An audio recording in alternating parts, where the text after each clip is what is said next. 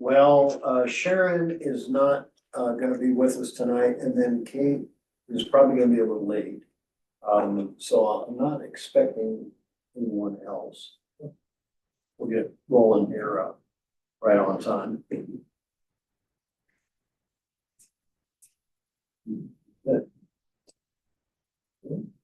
Horse needs a little giddy up.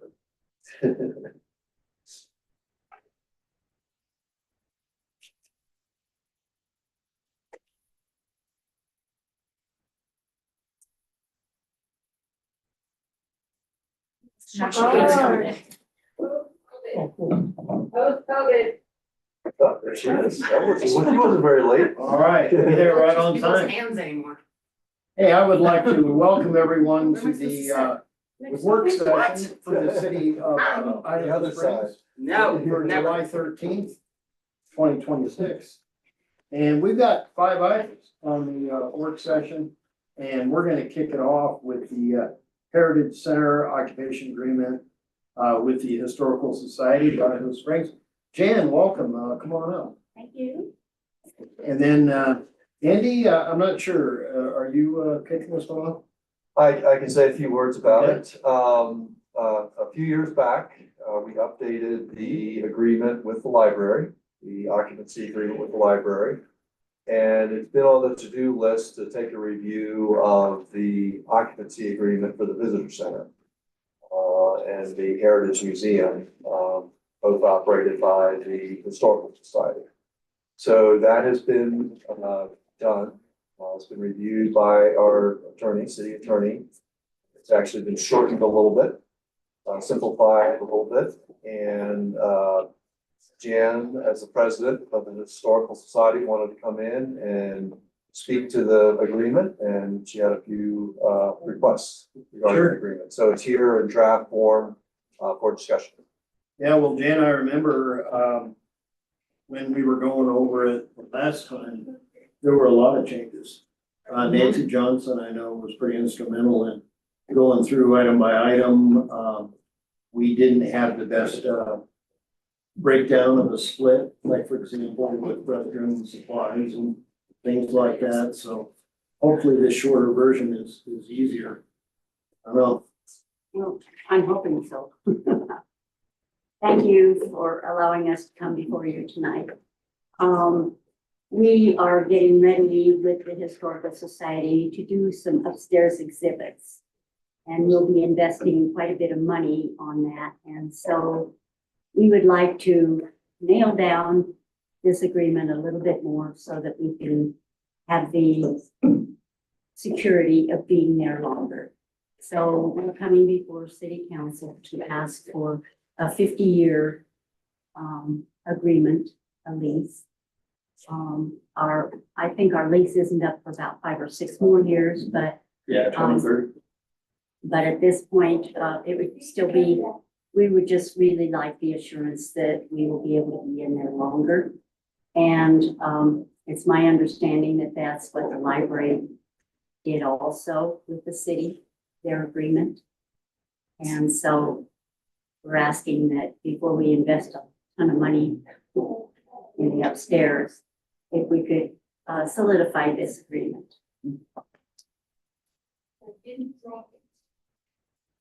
All right, I'd like to open it up for discussion. And Jen, I should ask, did you have any other changes? What you were looking at? There were just a few things.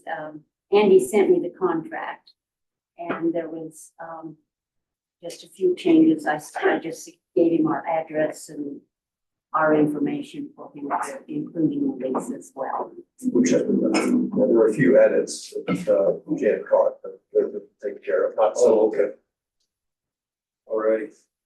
Jeremy, I'll kick it off with you. Your thoughts? I think probably a great idea because I don't think we have any intent to change the use of that building, at least in our life, at least in my lifetime. So we have 50 years, gives them some security so they can do the upgrades.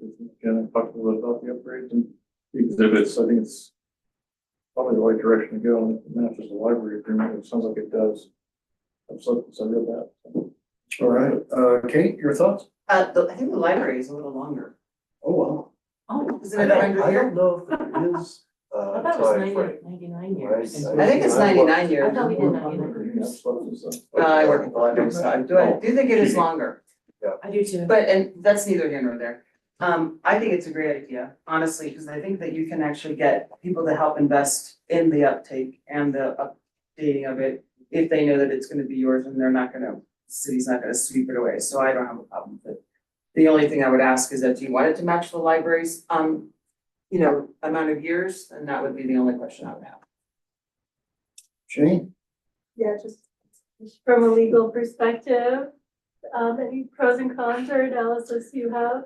No, I absolutely right, the city can enter into longer term leases, we have, right, we have the ability to do that. I think as Kate probably articulated and Jan, it's really, an issue of practicality, I think, more than the legally, you can a really long term agreement legally from the city's perspective. I don't have an issue with Carmen, there also is an out as well for both parties. Yes, Yeah, absolutely, So yeah. there's requirements for notice, but Yeah. either party can exit the agreement. Good to know. Brianna, your thoughts? I also think it's a great idea.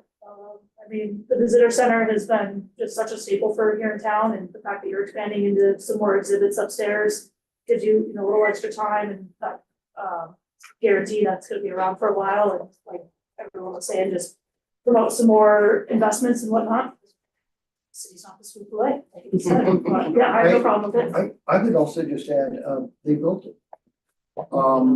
And a lot of folks, even locally, are completely unaware. The city at no time had any more than $170,000 in what today is a multi-million-dollar asset, so.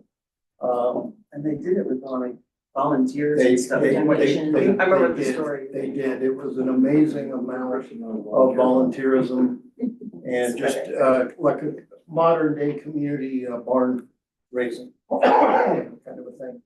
The likes of which we haven't seen since. And Lisa, your thoughts? I actually like the idea of making it match the library so that we treat our tenants the same. I think that's important, even though I don't think we're gonna boot them out.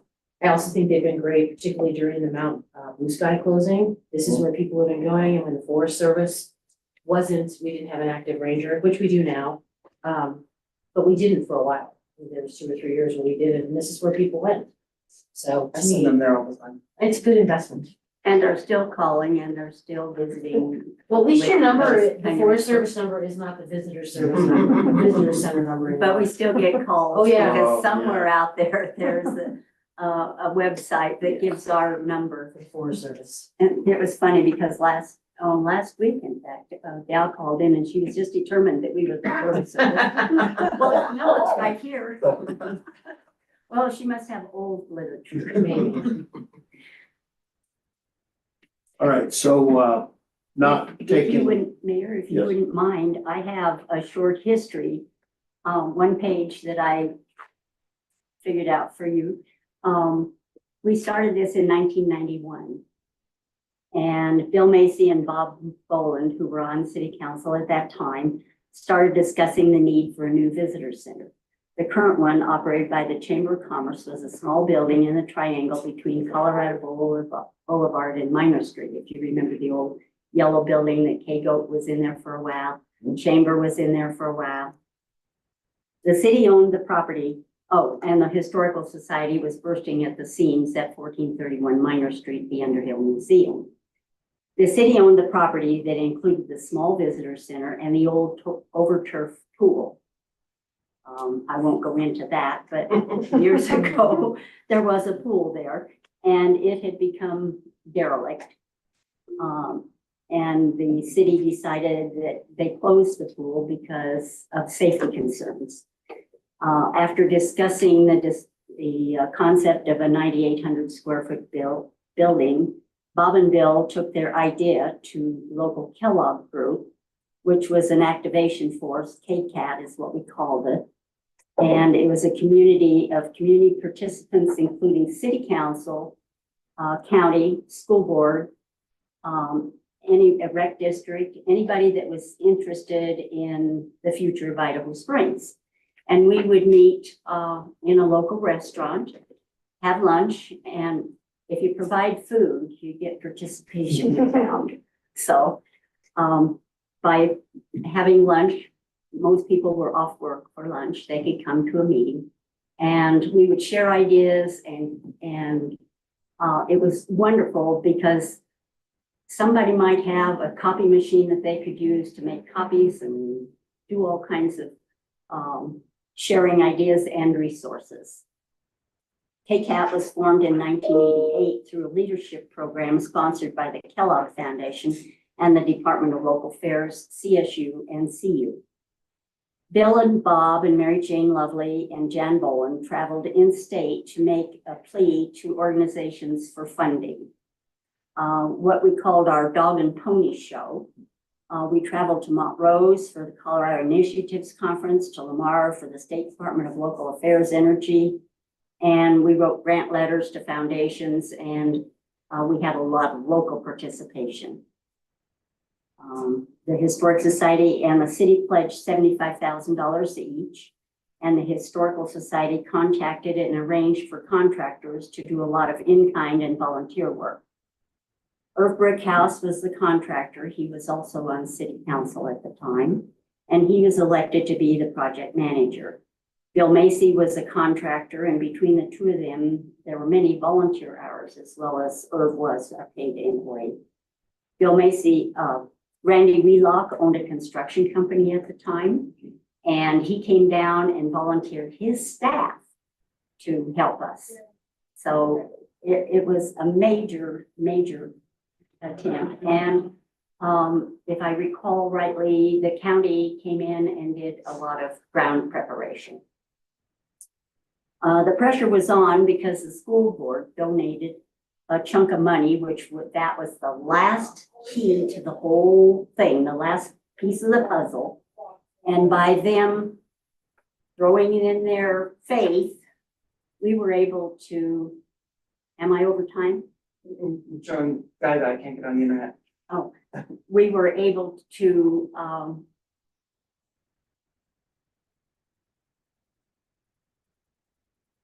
get the school board to donate their money, and they were remodeling Carlson Elementary, and they needed someplace to house their students for a year and a half while they did the reconstruction. So they put in $102,000, and they would have spent more money than that if they had had to rent out different locations. We did that once before too on the part of the school. But this way, the kids were all in one building, and we managed to finish the building in about 9 months. We had many organizations who donated money, including the Betcher Foundation, Gates Foundation, Fry Sand and Gravel, Elmar, US West, the Idaho Springs Lumber Company, Amcraft, Bojo's, Ned Biggs, CPA, First State Bank, Project Support, Broomdate Bone, that was a concrete company, H&H Motor Lodge, AT&T, Department of Local Affairs, City of Idaho Springs, Clear Creek County, and University of Colorado for their many contributions, as well as many locals donated. Every little bit helped. So when we finished at the beginning of the fall term, Bob likes to say that the painters and carpet layers were leaving the building, the back of the building, as the kids moved in the front. So it shows what a small community can do when we all pull together. And by the way, Idaho Springs is known as a can-do community, because when we take grants and things to other organizations, they say, oh, this is a town that gets things done. So anyway, that's it. Well, Jan, thank you. Thank you, Jan. Obviously, we're not taking action in work session, but I just want to get a feel for, it seems like it would not cause folks heartburn if we match whatever the library's timeframe is. Jan, it would seem like to me longer would be better for the Absolutely. organization, just because you're gonna put forth a considerable amount of money in that upstairs. And a lot of work. Yeah. But if I could just get a nod, does it sound decent? Yeah. All right, okay, very good. All right. Thank you so much. Thank you, Thanks, Jen. thank you for coming in, Jen. Sure. Now, do you want me to stay for the meeting? Oh, that is entirely up to you. Have a nice night. You're of course welcome. Enjoy. Yeah, next up, we have the Affordable Senior Housing Project, and Guy, I think we're gonna hand it over to you. Yeah, are you good? It's trying to load right now. I just start, I mean, we can, I read the That's what records I'm on happy it. about. I know, but just. Well, you're welcome. So this is what, I updated you at your, retreat about this. But we've moved it forward a little bit. But just to, for the record, to talk a little bit about the history. Last December, the city council adopted resolution 34, 2025. That was approving a senior affordable housing restrictive covenant and agreement. And as we got into the RFP process, for the senior housing project to find a development partner, some of the feedback we got, in different forms, we all kind of said the same thing, was the 50% AMI level was restricted.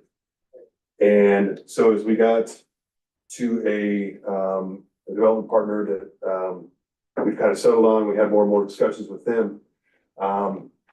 We figured out a way to amend this agreement that I think gives them more flexibility and is actually going to serve the community better.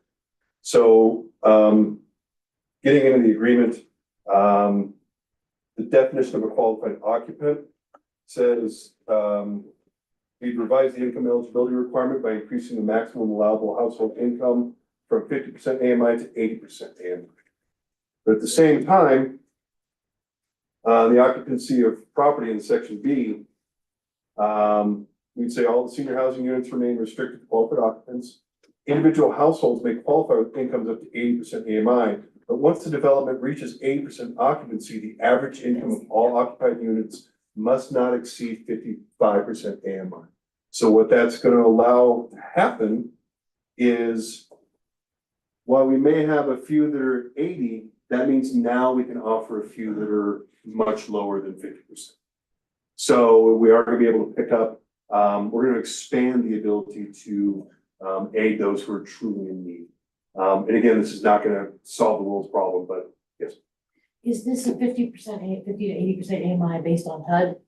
Or is it? Yes, it's based on the Denver that We're we're a little stuck bit in. lower than HUD. Understood.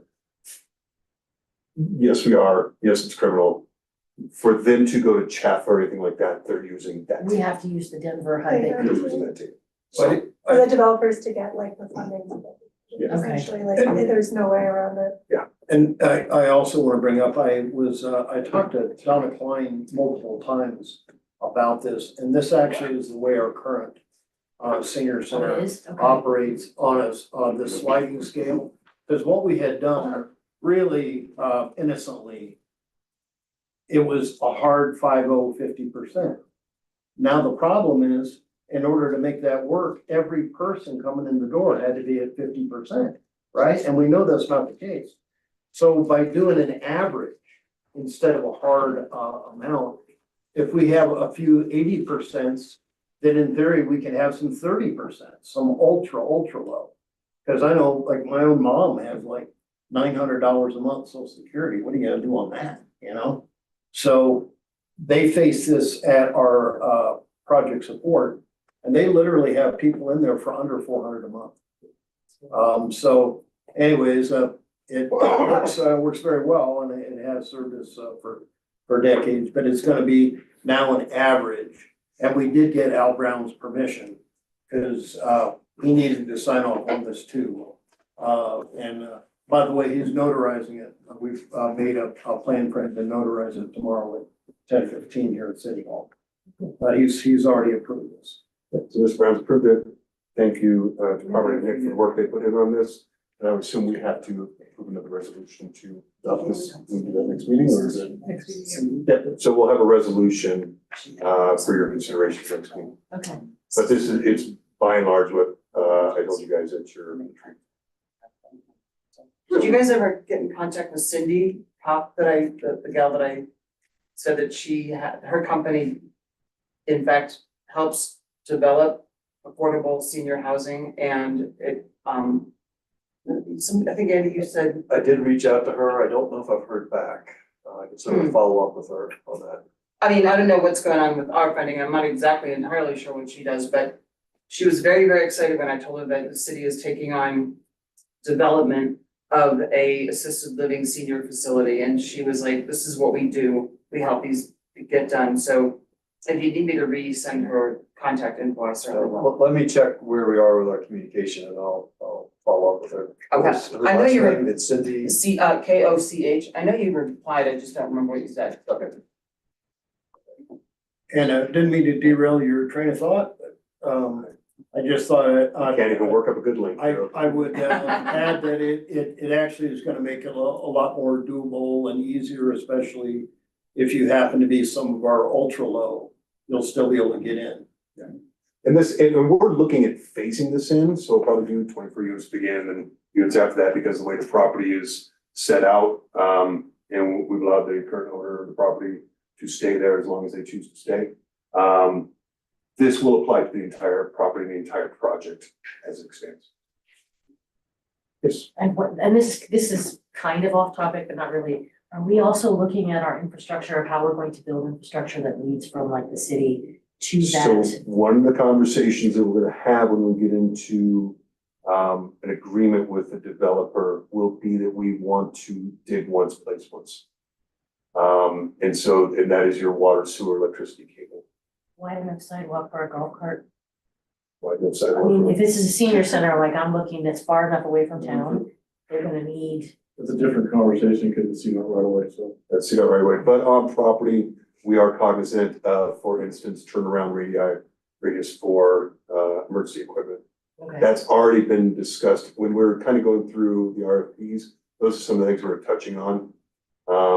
And some of them we were telling potential developers, some of them the developers were telling us. So I think between the two, we got a decent idea. But we are gonna phase it, but we do want to do it to where we are digging place once. Yeah, I agree with that. Appreciate your time. Thank you. All right. I'll just add that they've reached out to the housing authority, the developer, so by working with the housing authority, they get access to certain funding streams that help them make this work and be able to build it, so they've already kind of drafted some things and put things together that they want the housing authority to partner on, so that's in progress as well. We haven't officially chosen a partner. We were discussing with a group on North Point. And they went through the RFP process, and our next step is to kind of come up with a holistic agreement with them of who does what and how it gets accomplished. They kind of suggested an intermediate step. I think from our end, we kind of thought that didn't do what we wanted to do. We'd rather get to a position where we've had the discussion in total about what the process the property is going to look like, and then turn loose. By that time, they'll have everything they need to go get funding. We'll know what our responsibility is, what their responsibilities are. For instance, they're gonna ask us to write grants for them or be the granting agency, so on and so forth. So the next step is to go through that process and turn loose for the next 2 years, and let's start getting this thing done, put our capital stack together and start turning dirt. Do we want to be the people that write the grants for them? They may not be able to access it unless we are. Oh, gotcha. Or like similar, that's why they try to work with the housing authority, So the you housing guys can authority do can be it. the name on a certain thing, but they That'd be can't awesome. Yeah. It's a unique development, but it's had its challenges, but it's not insurmountable by any stretch. But we've had to do some things like we went through the city. All right, any questions? All right, hearing none, we will move on to Prop 123, Affordable Housing Intergovernmental Agreement. And Dylan, welcome. Hello, everyone. So as I've mentioned in the past, we met our Proposition 123 commitment for 2023 to 2026 with the Fieldhouse project. As everyone knows, it's not really affordable for this community. Fair, but it counts because the state provided funding on the project. So they certified us as a jurisdiction that's fully compliant for this cycle. And we're one of 17 current jurisdictions of like several Pretty hundred. good. Yeah, With that, our commitment was 22 units, and if you look at what we've achieved is 120. So we have a. Does that carry over? yeah, unfortunately, I know, right? I would say We did ask right away. because it doesn't carry over, DOLA, Department of Local Affairs staff, Prop 123 program. They said, hey, by the way, a few places are sharing units with partners, basically. And so like the other partner may have difficulty getting units, but they're in the housing authority or they're working on something else. And so, you know, we think it would be great if Idaho Springs, since you have so many excess that don't carry over, why don't we share those units? It doesn't cost us anything. Right, and so that would be, you know, and originally DOLA said, hey, you know, you guys are in the housing authority with County and Empire and Silver Cliff and Georgetown. They'd also said, why not consider also Central City and Gilpin because there is a nexus. And so basically, we've drafted up a IGA to share the units and then they meet their commitments without committing us to ever sharing again in the future, but Or maybe they'll share with but us. maybe they'll share with us. It doesn't commit them to be forced to as credit. Right, that makes sense. And you know, it's the sort of thing where in the next cycle, let's say we have 30 units and we get 30 units. You don't have to share any of those 30 units, we just get to keep ours. So DOLA's looked at this, they said, hey, everyone, you know, if everyone's happy with it, they can all just sign in. We've helped them with their commitments and yes, that's it. So I wanted, before we have people start signing agreements, we wanted to make sure that the sharing of units was acceptable, I guess, or. All right, Lisa, I'll start with you. What are your thoughts? Can you come back to me? Yes, I can. You bet. Brianna, you're in the hot seat. What are you thinking? Just still trying to play a little Do you bit know of what catch Prop up 123 with is? all of it. Do you need an explanation? Marginally I know what it is, but maybe you could enlighten me a little bit, just Yeah, to make yeah, sure of I course. do fully understand. So the voters of Colorado approved this Proposition 123, and I think it was in 2021. Yeah. So basically, it allows, it set aside funding for affordable housing projects.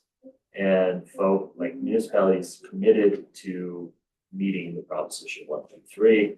We did this whole calculation of how many units we currently have in affordable housing and how many we thus have to commit to. And our commitment was for 3% increase over the 3-year period.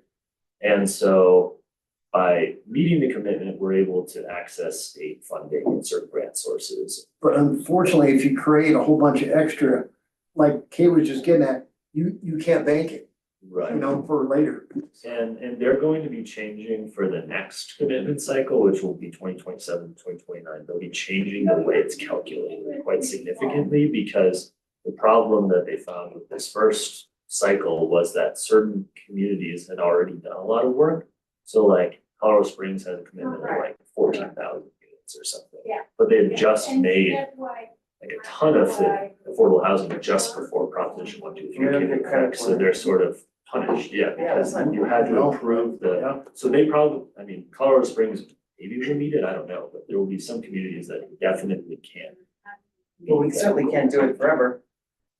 Right, and I think that's true of us too, you know, there's like the senior housing project will count towards our commitment for next time. So I don't think we'll really have to worry unless they say our commitment's like And, hundreds of units. Brianna, just so you know, if you don't meet your commitment, it isn't the end of the world. It's actually quite mild. You just have to set out a cycle.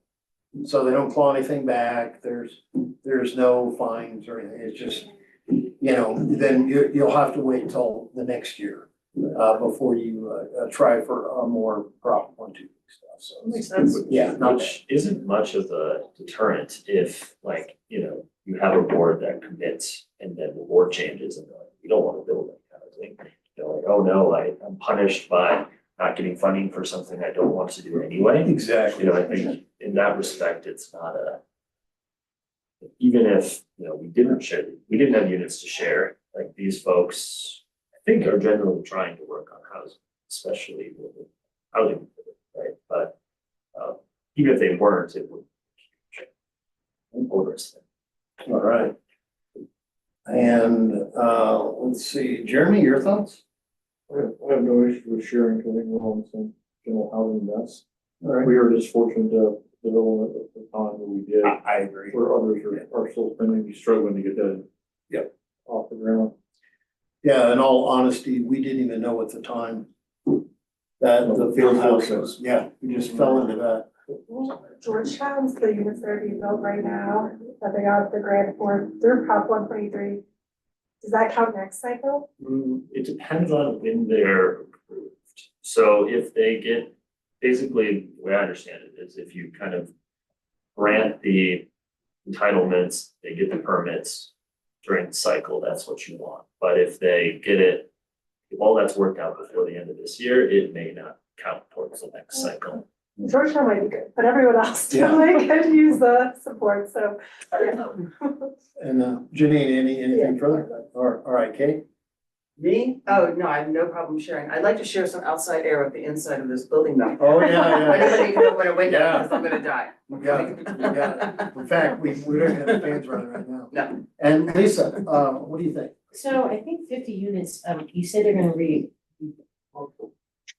all this. Are we gonna go Thank you. down? Are we gonna go up? So, Yeah, it won't affect our current numbers. well, I mean, like our commitment, they signed off on, you have a response that we're signed off for a commitment for this that period. current commitment, yes, but are you talking about future? Like I'm to like 27, 29, based on the verbiage that you're hearing from them, what you're hearing, are we going to go up from 50 units?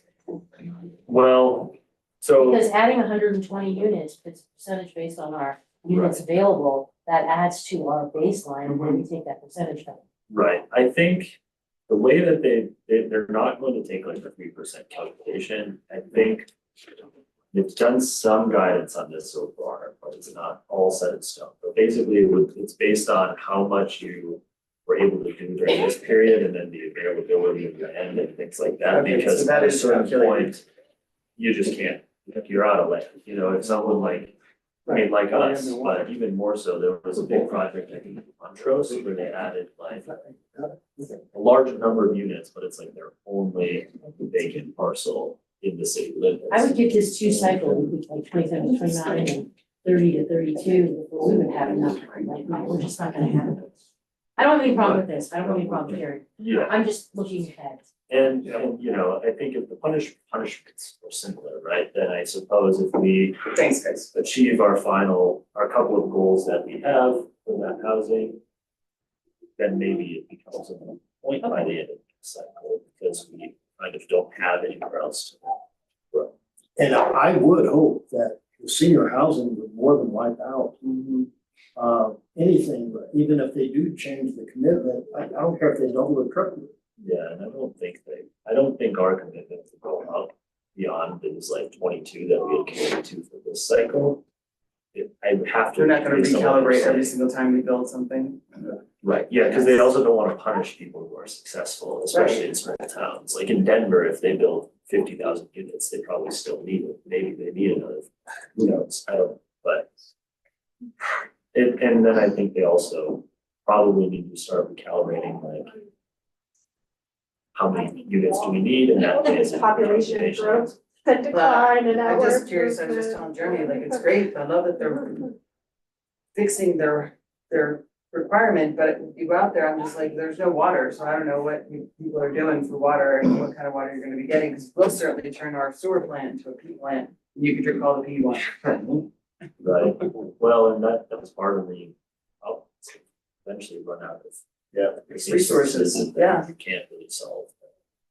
Powdered water and oil. Yes, Just add, yeah, well. dried ice. Dried ice. And then, well, with that, then I think that the consensus is that we will proceed, which. So Let's I'll- change our clerk's name. we will get that draft. All right, anything further while we have Dylan? No, that sounds good. Okay, all right, thanks a lot, Dylan. All right, personnel handbook update, Andy and, probably Guy as well, a lot of work, a lot of hours in on this, personnel. handbook, and thank you for the effort. And Andy, did you want to kick it off? Sure, I will. So in your packet is a cover memo from me and then the full final draft of the employee handbook. It is a total rewrite.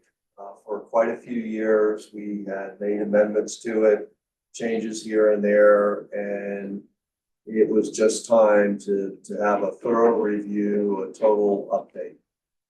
So the process began in creating the new document with the Employers Council. We were members of the Employers Council for a year. One of the benefits of our membership was a rewrite and review of our handbook. So we took advantage of that as a benefit of our membership. And then city staff, our financial consultant, our city attorney, all reviewed and edited the document. And the process was paused a little bit when we were short-staffed last year, I guess it was the year before. So it's been, again, it truly has been a long process. And now we're to the point of wanting to bring it to council, ask you about a few policy questions, see if you have any other feedback on it, and then get it adopted. I will mention that this final draft that's before you is being reviewed by our city's insurance company, Sursa. And they do that as a benefit of our participation in the insurance pool. So again, I'm just doing the highlights here. If you have other questions at the end on other items, certainly that's what this is all about, is to hear those questions and then discuss them and get some direction. The first item is holidays.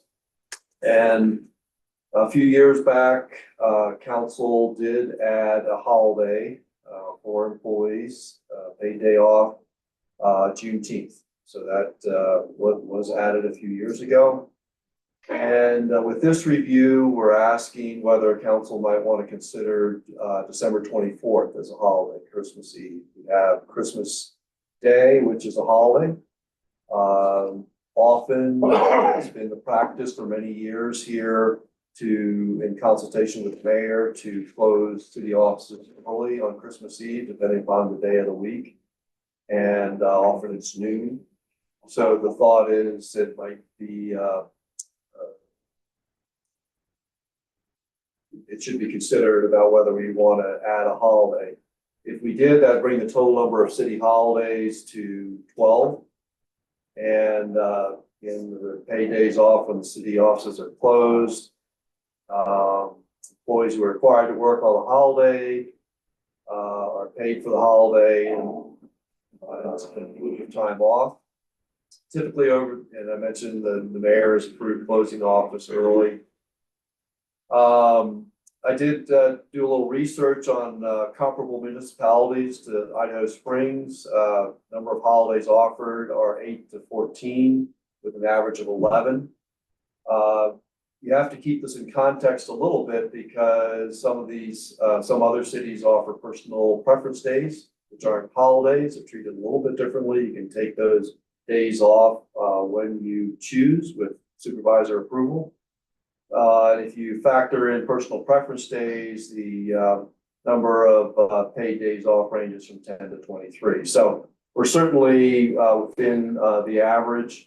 And we did talk about whether to add a personal day off as a holiday, a floating holiday. Sometimes it's called a floating holiday.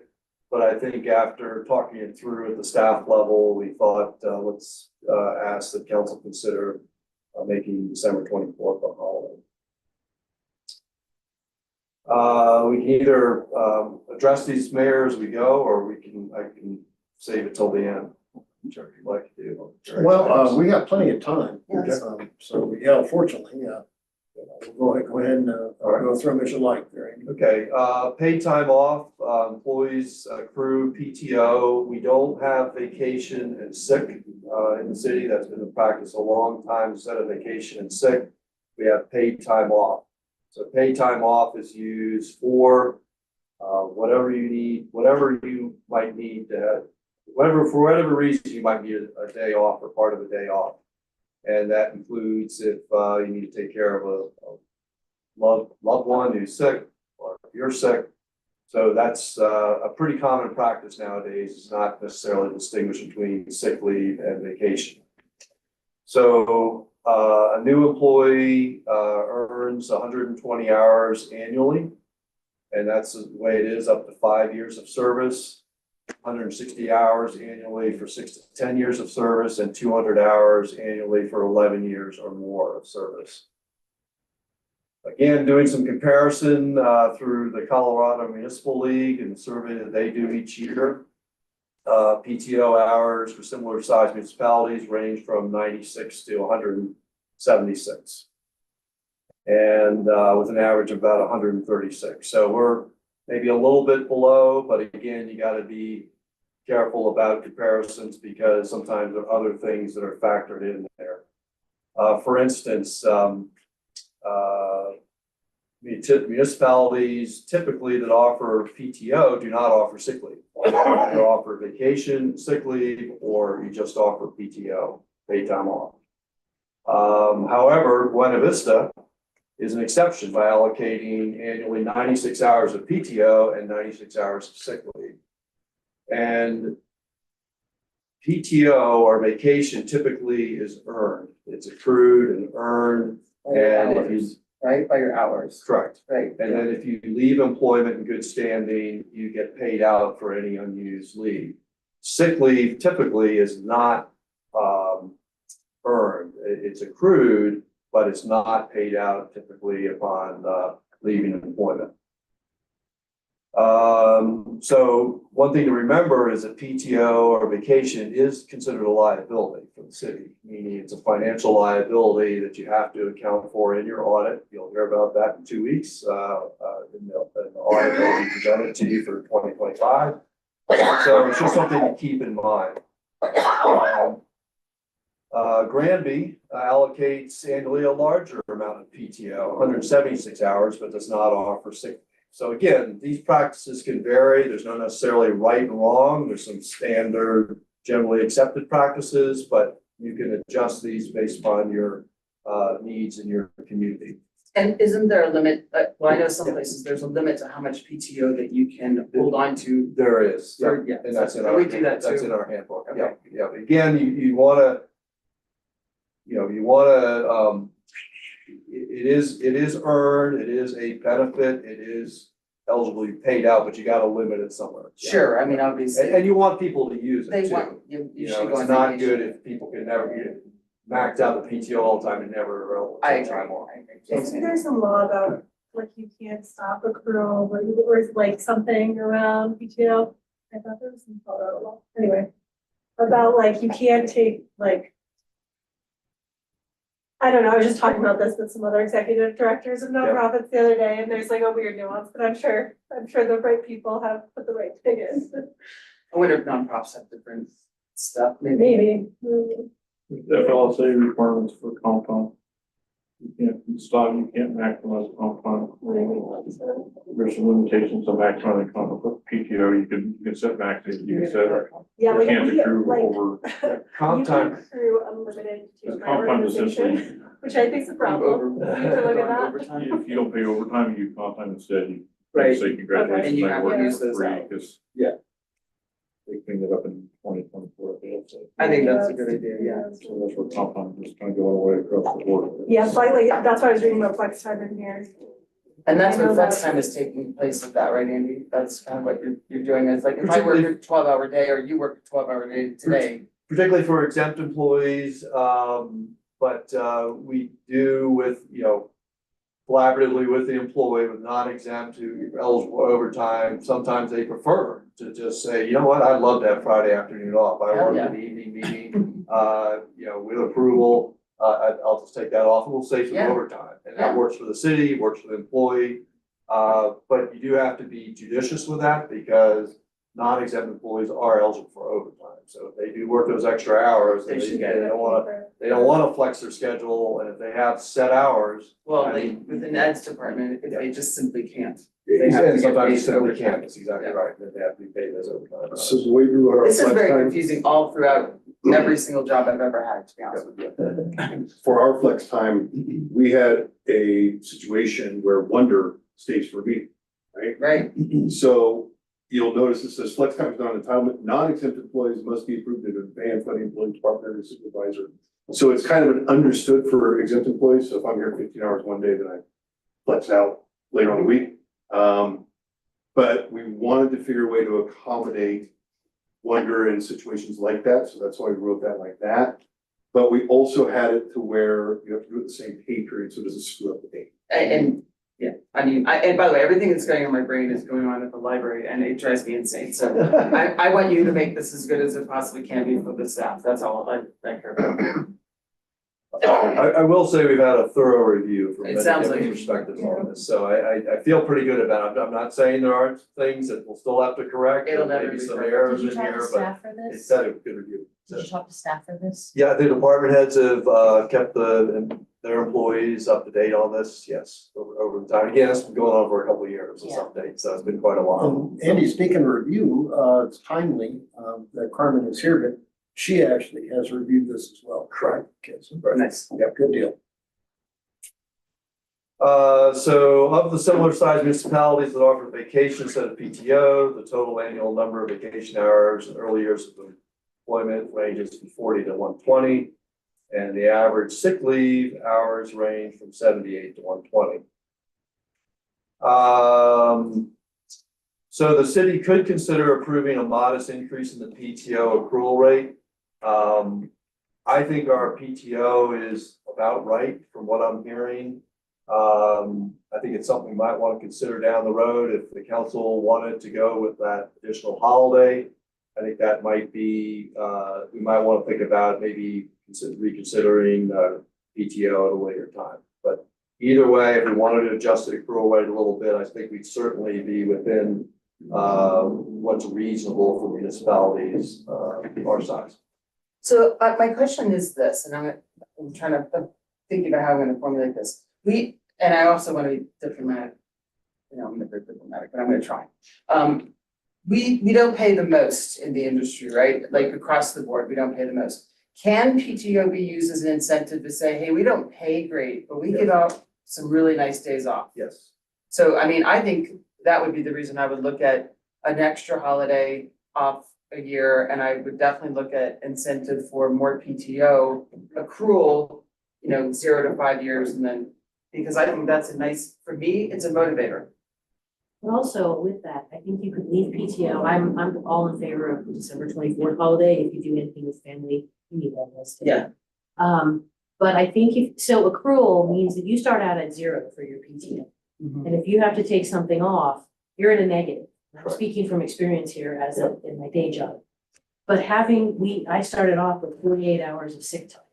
So the 48 hours of sick time doesn't roll over. You get 48 hours a year that if you need to take off for sick leave, you can. I think that could ease some of our concerns about PTO, but people automatically start with the bang. You can't help it if your kid gets sick, you get sick, dog is sick, whatever. And that doesn't have to accrue. That's just something that you have from 5 minutes into being employed. If you got sick, you would have at least 40 hours, at least one work week, where you could be sick and not be fine.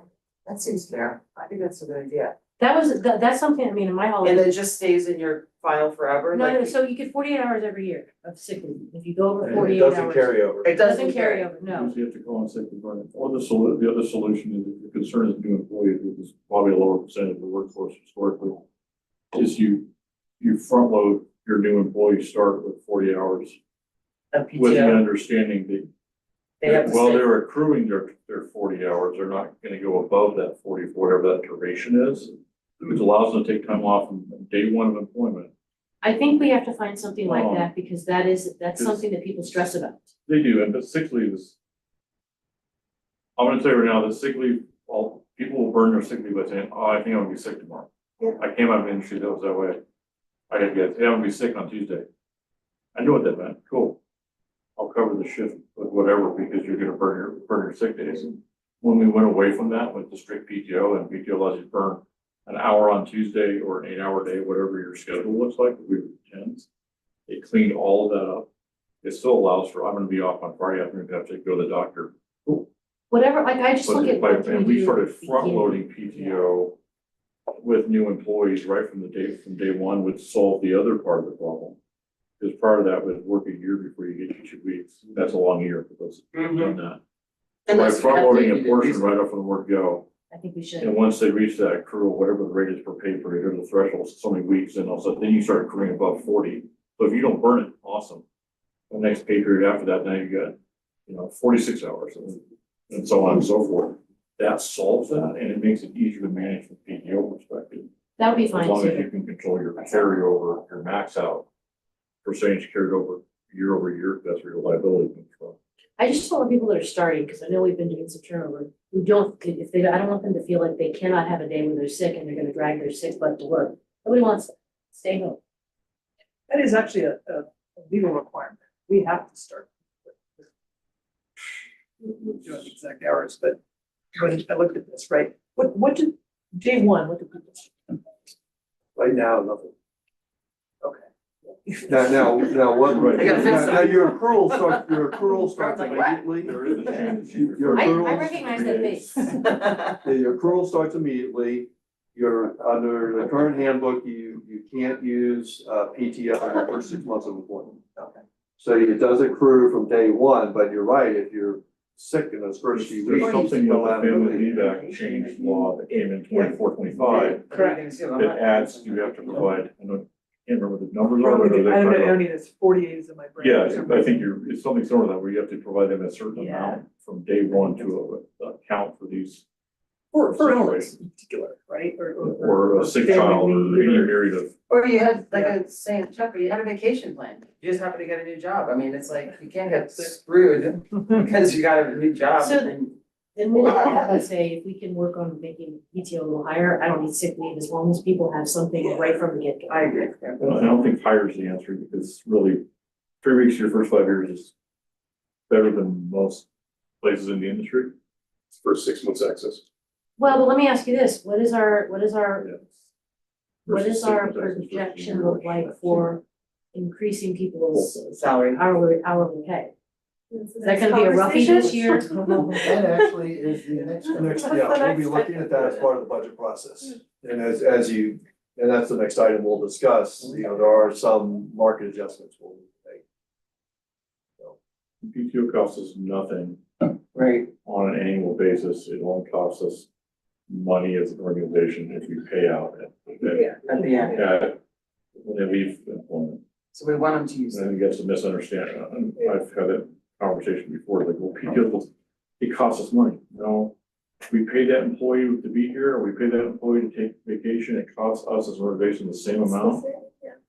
So it is a benefit, and I think it's the other conversation of you want So to then you encourage keep it for employees free. to use it, and that's got some comment on that, because he manages enough people. Really, the only thing that I could say to where PTO or vacation time costs us money is that we don't get work done during that time when people are on vacation, so like I have, say, 2 guys doing street sweep, and we need 2 guys to fill potholes. Well, now if 1 guy takes vacation, well, then we can't have 1 guy just doing potholes because it's too much work for 1 guy. So I have to pull 1 guy out of somewhere else, or move that 1 guy into some other job to try to keep him busy while his co-part is on vacation. Then that's actually meaning that we're understaffed. Because it shouldn't be, it should, well, somewhat, in Ed's department, I'm gonna say that 100%. It shouldn't be an onus on the department if somebody takes time that they are absolutely, this is their time to take, and you shouldn't feel the strain of that either. So we probably, when we're looking at the budget, need to evaluate what that looks like in your department, and I'm sure the chief and I'm sure everybody else will feel the same way, but I think that's the big conversation. And that's part of the reason why some of us that have worked for the city have wound up with such an excessive amount of PTO. And it's also why people burn out. Because if I'm not here, it won't get done, and then my job will just be harder. So just go do it. So you should go, and part of what you can do with your policy manual is you can say you can take a portion of the PTO in the winter and a portion of the PTO in the summer. You can stipulate that to make sure that, like in the wintertime, you have enough people to plow snow. I worked for like 19 years for an organization, you can take half and half. And you can also stipulate that within a critical, if you have 6 people to plow snow, only 3 people can be on vacation time, or 4 people can have to work and 2 can be on. You can do that within your policy book and set limits to who can be off. I know PTO is a benefit, but as an organization, you can set limits that says 4 people have to be working next week, so 2 of you can take PTO. How you set it up with them, that's up to them. But you can do that, but your organization is short staffed as a result of everyone wants to go to Sturgis, for example, for the week. That's my personal favorite.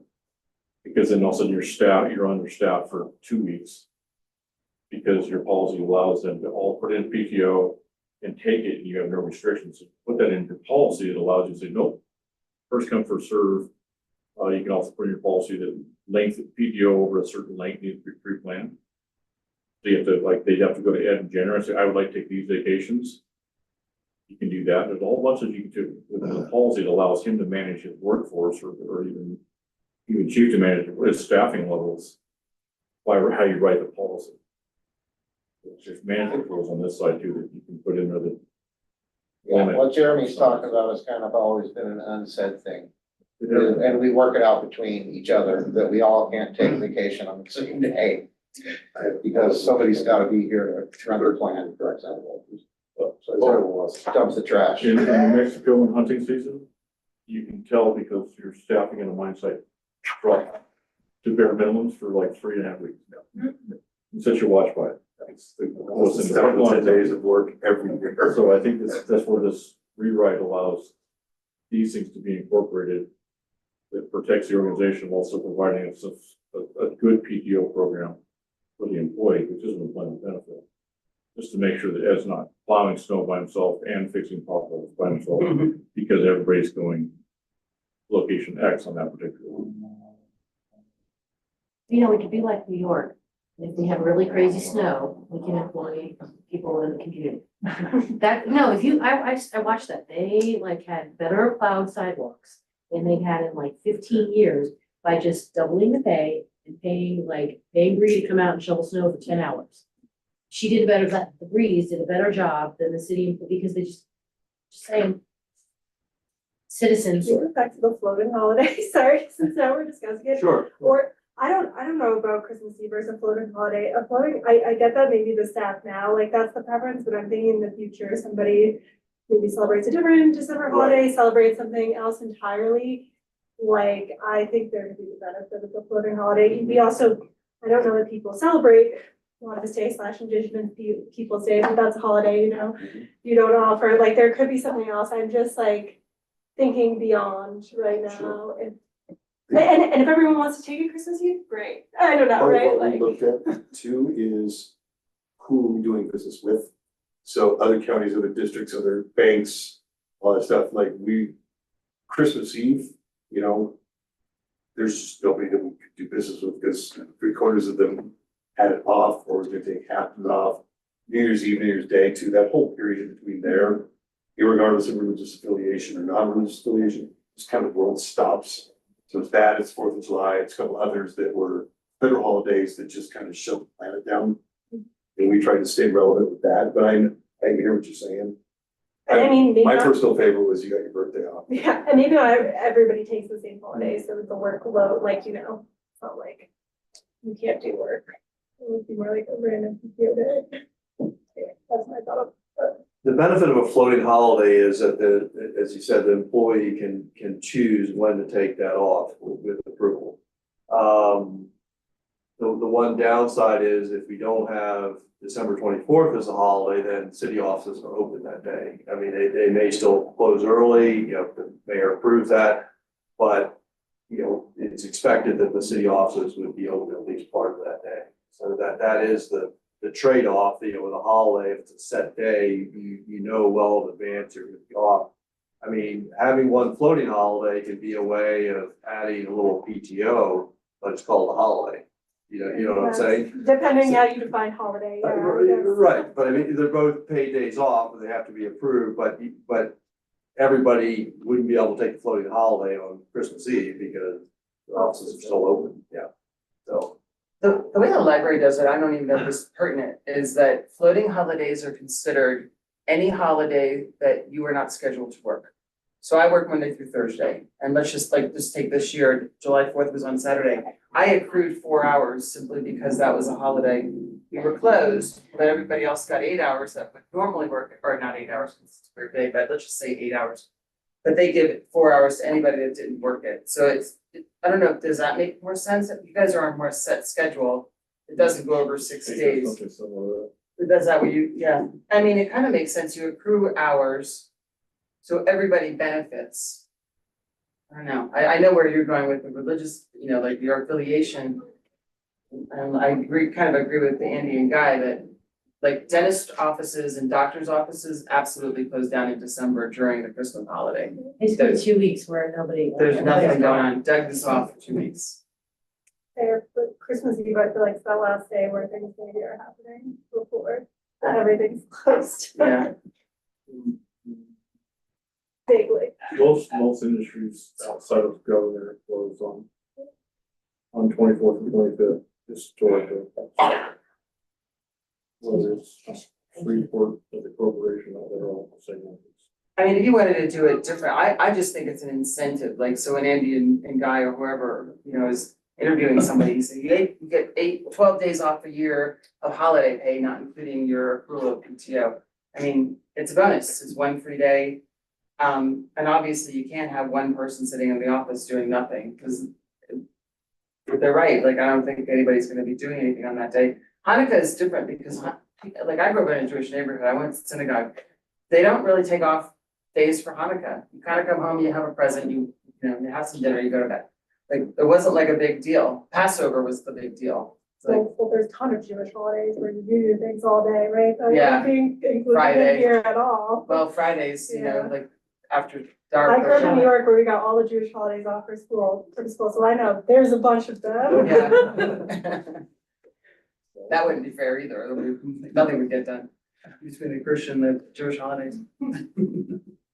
all right, well, let me continue. It was been good discussion, and I think we're getting some good ideas and a sense of some direction from council here, so. Let me go through these few other items and see if you all have anything else. Work week, this is fairly straightforward. I don't think it's controversial in any way. It's just changing our work week, our established work week for purposes of payroll. Change it from Monday through Sunday, what it is today, to Saturday through Friday. And it's just felt that this would allow more flexibility for employees to reduce hours later in the week and minimize overtime. So if you knew, okay, well, I had to work the previous weekend or part of the weekend, and I need to, and I'd rather just flex some time off towards the end of the week before the end of the pay period, I can do that. Because you're more likely to accrue extra hours on the weekend for most of our employees than during the week. So I think that's fairly straightforward. Comp time, we're actually recommending, I heard Jeremy mention this earlier, we're actually recommending eliminating comp time.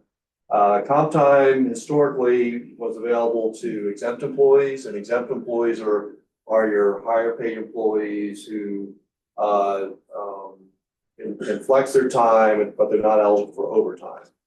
But it's felt that it really it's not that important for our exempt employees because they can flex their time most of the time, and they're often going to be working more than a 40-hour week anyhow. It just depends upon the week and what's coming your way, and that's just part of being an exempt employee.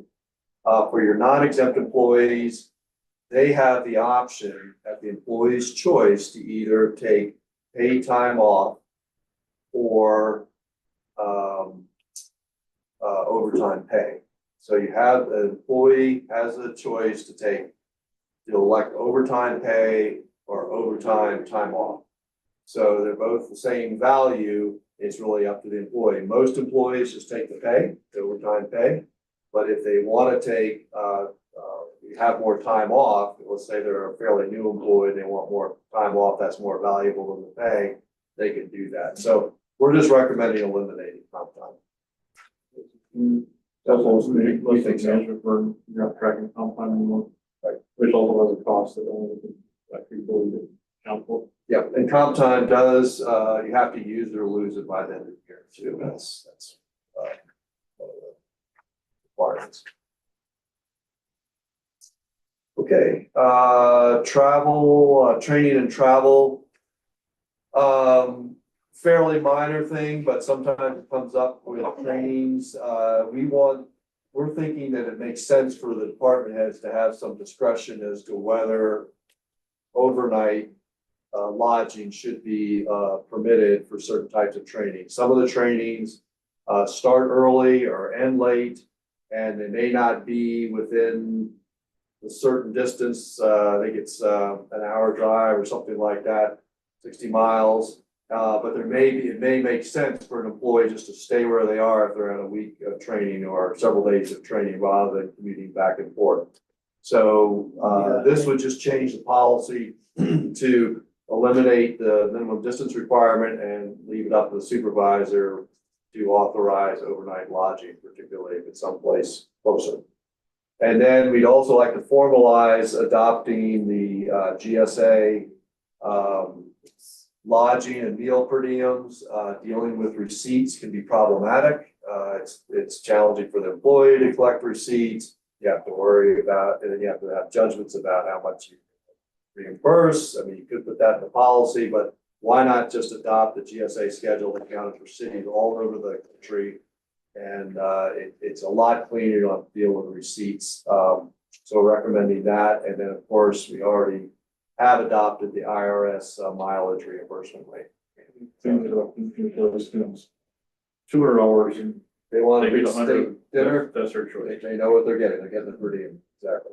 Or if they want to be real frugal, Their choice they also. got a little extra to buy. The last item is to add a tuition reimbursement policy to the employee handbook. Obviously, this is something that would need to be budget dependent.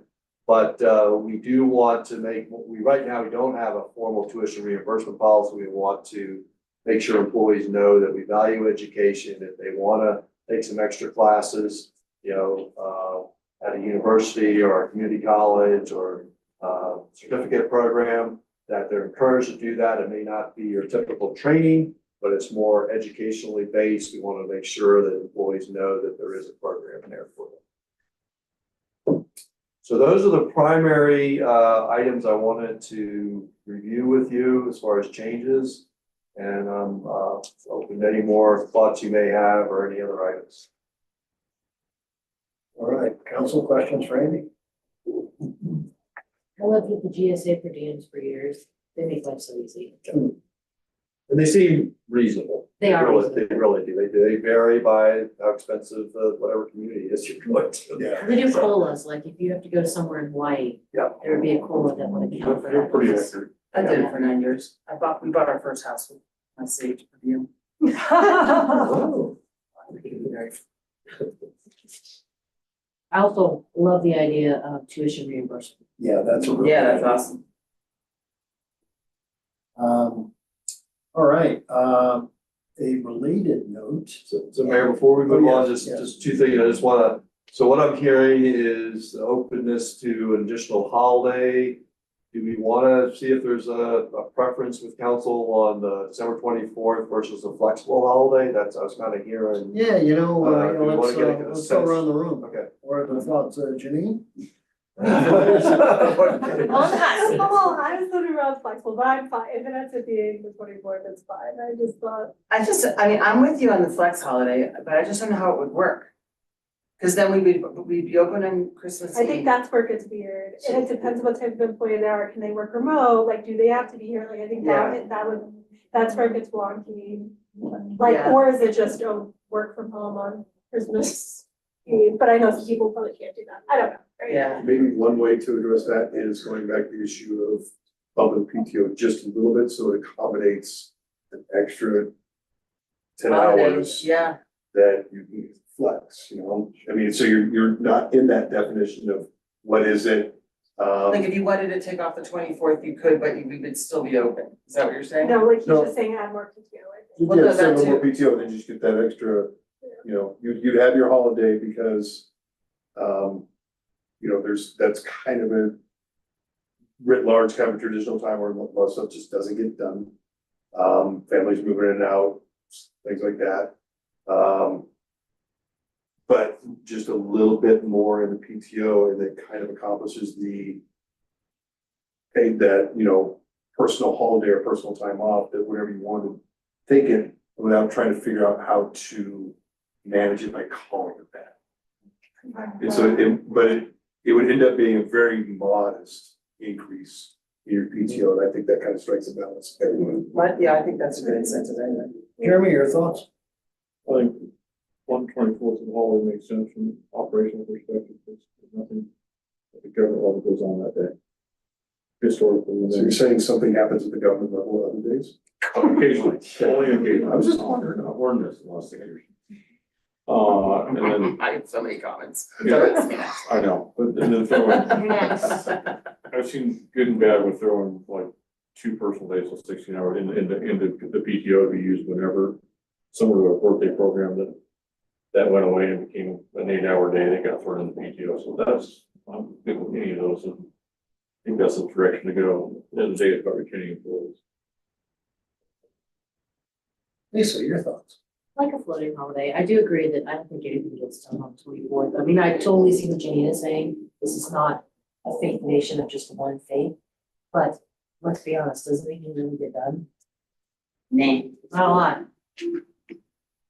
Only in bars, babe, only in bars. I mean, similarly, I was just out of curiosity, because I, never worked in a government office on Christmas Eve, but I would just be curious how much productivity actually comes out of the office, whether you're open all day or only until noon. And how many people take a day off anyway? We know there are people that are calling at 11:37, whatever cannot wait. I mean, there are always those folks. Sorry, the phone's broken. And part of it I would be in was, favor for the holiday. for the Christmas Eve, was the historical precedent here in the city.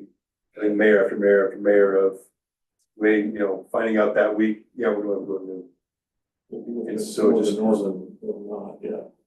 From my understanding. I don't know. I think you're exactly right. But it just kind of seemed that that was the case, then give the opportunity for the employee to be able to schedule that time 6 months in advance. Didn't know it. Well, if the phones are not being manned, then the mayor can't be bothered. So there you go.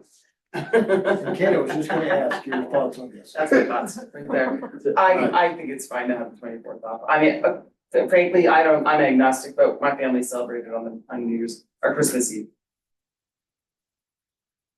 So maybe go with the idea of going to the 24th and maybe a very modest increase on the PTO. Sounds good. As a compromise. We were thinking that way anyhow, but I think it would be pretty modest. Okay, Another thing that you could do is you could keep the PTO as is and just give them 8 hours for their birthday that they don't have to take on their birthday. They just get free 8 hours or 10 hours in your case. I mean, that's what the library does even for people that are part-time. But it just sounds nice. I get a birthday present. all right. Okay, and then, let's see, I know we need to move on, but let me see if there's anything else. Someone's got stuff. Clarify. I think that's it. So, Okay, on that item. last item to tackle We take in 4 weekends off the night. in 17 minutes, if possible, is something that has been near and dear to every council member's heart. And that has been the compensation plan. Because we have been asking, and we don't want to compare apples and oranges, but similar sized communities, how are we doing? How do we shape up, you know? And anyways, I should say measure up. And I'm glad that we have that. And Andy, I assume you're gonna kick this one off as well. So we strive to update the compensation plan each year. And when we talk about the compensation plan, it's not just a salary schedule, but it's all aspects of employee compensation. And you've got your benefits, and then you've got your salary, your wages. So, but we do have the salary schedule. We call it the compensation plan that it gives the ranges for positions, we benchmark the positions with similar, municipalities. And we try to compare apples to apples. It's not an exact science. But you'll see, with the towns that we compared with, the communities we compared with, they're pretty similar. Some have more employees, some have less employees, some bigger budgets, some have smaller budgets. But there are a lot of similarities, I think, with these municipalities that we're comparing with. I might mention that the Colorado Municipal League does this survey. It was a bit lower participation this year. They went to a new system. So unfortunately, we didn't have quite as many municipalities that we could compare with as we do in the past. Although I do think this was a pretty good comparison with the small pool we had. So the last survey was done in 2023, and that was effective January 1st of 24. So it has been several years since we updated the plan, but the ranges, you want employees to be within the range, your incumbents to be within the range. When you bring on a new hire, often you hire at the base of the range, but not always. Sometimes I think negotiated depending upon the type of position and trying to get that position filled. So the department heads have discretion in recommending bringing someone in above the base, but often you try to bring someone in lower in the range when they're a new hire, and then they go through the range, and the ranges shift every year, every couple of years, and you want to keep people within the range. And of course, there's a maximum of the range, and generally it's the practice someone can't exceed the maximum of the range. We don't have that problem here, but there are other communities out there that do. So you do need to keep your compensation plan, particularly your salary ranges, up to date and do these market analyses every so often. So the list of comparable or jurisdictions that were used for this survey: Town of Bennett, Town of Breckenridge, Town of Buena Vista, City of Central City, and Town of Meade. And again, not always apples to apples. Some of these towns don't have water and sewer operations, or some of them don't have police departments. So, you know, when you look at the total picture, it's not an exact science, and I'll be the first one to admit that. But you do your best to try to make the comparisons and come up with the recommended ranges. I might also add that we do take a look when we do these surveys at recent job postings for certain positions. So you can see those in the staff report here. And then these are actual numbers. I mean, these are what other entities, what their starting salaries are, the ranges are that they're offering. Again, these are municipalities that are similar to Idaho Springs. You've got water facility supervisor, lead operator in Cripple Creek. There's a recruitment for that. Community development planner in Woodland Park. Public Works Director, Town of Elizabeth. Chief of Police for Town of Granby. City Administrator, Town of Fraser, and Town of Elizabeth. These are all recent recruitments. So that gives you a good frame of reference. You look at the survey, and that data can be from earlier this year when all that data was put into the system. And then you look, okay, 6 months later or so, what are some of these positions? What are the hiring ranges for these positions? Okay, so the other thing that I did this year, which I wanted council to be aware of, is something that council has brought up in budget discussions, expressing their desire to get employees, keep working at getting employees where they should be within their ranges. And what you need to do is look at where they are in the range, which I've included here. And I'm gonna need to plug in here in a minute. Where they are in the range, and then also number of years of service. Obviously, a new employee would not be expected typically to be at the middle or upper part of the range. And so then you'll see that we'll need to give this some thought and consider what we can do with the budget process this year. Okay.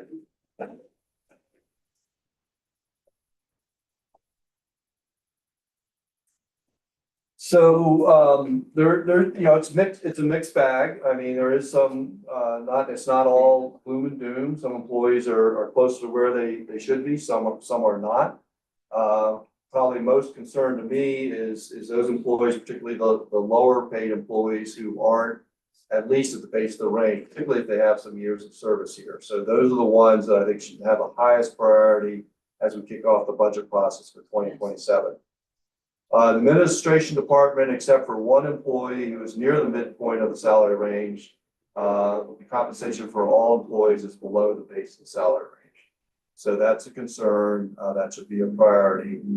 Two of these employees do have, less than 2 years in their position, so it's expected they would be closer to the base of the range in most circumstances, but a couple others, have a number of years of experience, of service. Police department, as you know, in the budget process, we did make an extra adjustment for the police department. Public safety is over half of our budget. It's a huge priority for the city. That is one of our basic responsibilities is public safety as a government. And the good news in the police department is, except for police sergeant, all the positions are within the salary range. Police sergeant, even though they got an extra adjustment in our survey, we found that our sergeants are just below the base of the range. But police officer positions, police chief are near the midpoint. Code compliance officer, administrative assistant are close to 25%. Of the range. So public works department, all positions are within the salary range, except for public works director and maintenance worker 1. So you've got our top person who is relatively new to the position, but is a little bit below the base of this surveyed range. So we want to make an adjustment there, but also for our maintenance worker 1. Those are our entry level positions. And we need to get that in lower paid positions. We want to get them at least at the base of the range. Most of them are new within just a couple of years of service. So, but we definitely want to get them above the base. So, it's recommended that city council adopt the compensation plan, which is a salary survey, and bring that back in our next meeting, effective January 1st, 2027. And that would be our guiding light for our budget discussions. And what I like about this is that we're having this discussion early in the budget process, even before we started the budget process, talking about personnel. And that's important, rather than sometimes thinking about it at the end of the budget process, what do we have left over? But we really need to think about some of these investments early on. Let's see, is there anything else I wanted to mention here? No, I think I've hit it all. Also attached there is a couple data points for the surveyed municipalities. And then the compensation plan, which will be back to you for consideration of adoption, but it also shows the incumbent, where the incumbent is in the range. Sometimes there's more than one incumbent, so it's the average, and then the years they've been in the position.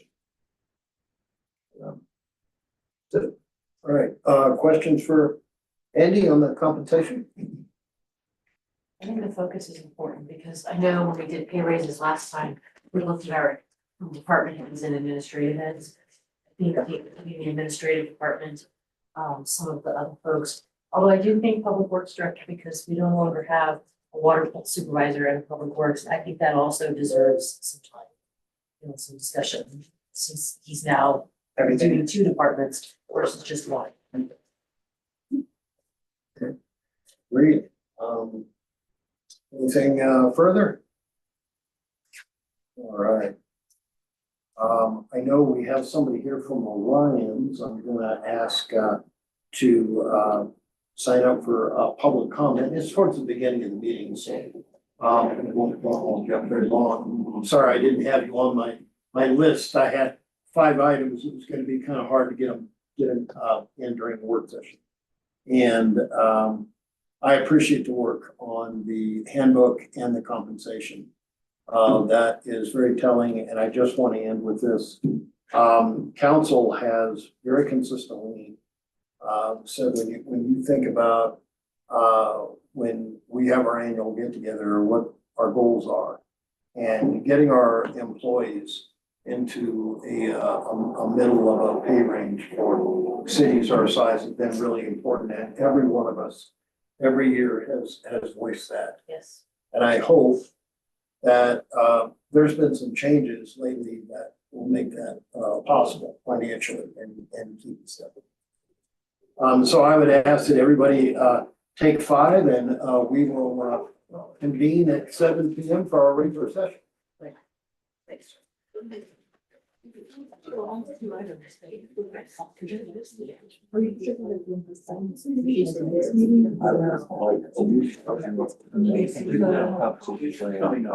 Work session. Good point, I made. Okay, so that's fine, that we will- Right. Okay. Start. No, No, not necessarily. I think we can do the comp plan. Or I think sure, like, maybe the. If I haven't heard the first time. Just the word was. I mean, it's not. Sorry. You're fine. No problem. Okay.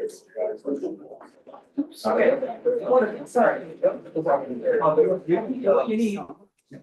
These squeeze. That's always the fun part. Have some thoughts about it. How have you been? Good, and busy, yeah.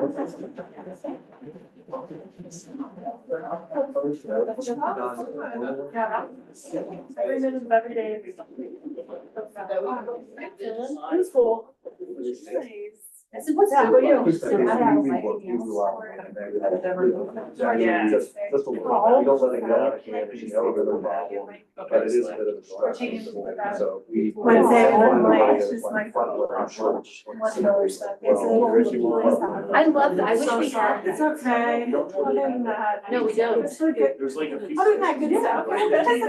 So traveling, like, sometimes in like little community travel trips. You saw the extension for. Yes, you can always find money. Yeah, that, I think that's probably the only one. Like, bringing on south. I think the other, I think it's pretty straightforward. We could be up here with, Oh, we do. guys. Is there room for any of those? Oh, okay. Right. Who's sort of managed the. Maybe when you're in both smaller than town. I really like Austria. Are you gonna swear in the? This was funny, the Europeans who were over here for Coming together. World Cup, and they were like, Swear politely. oh my God. Now we see how you golf. I was like, here, because we chose for big food is addictive, it tastes good. Yeah, honestly, they're like. Out there is cute, like that. Well, also they, when you're like, see, they was put, we sit in the ranch, and they're not here. No, I said it better you. We had, just 2 days or more. I wanna go to happy on for a while. The scene when my trooper was in Italy, they were like, "Mom, our food is terrible, it's just so good." Yeah, they do this, over the army. There's a huge difference.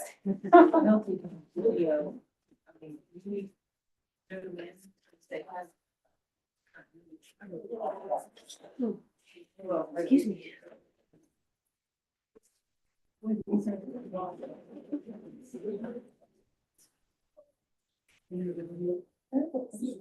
Oh, yeah. See, this was the pen drawer, but then I broke the whole drawer. And I'm with pen drawer. You broke your drawer? Oh, that was like a few months ago, but it fell down and it was all over the meeting. You did well to avoid injury. Those were some Did sharp you throw it in staples Jeremy? sticking out. I haven't had it like sorted out, You need a but pen? now. Yeah, I think I have one, but they You were don't have nice. a drawer? Oh, they were. They were the good ones. I don't know. Never had one, I love it. I think I was one of those two seats, like the first round on There council. was a car here until the incident. Let's see, all three of us, you have your own drawers? Oh, you have your own, so all four of us have our own drawers. Rita, you have a drawer? I have a drawer, most of it is. So the two of you. So I better treat it with utmost caution. Yeah, don't walk out. We shouldn't be trusted with a drawer, please. Yes, just in general. All right, we're gonna start it here in about 1 minute. Yeah,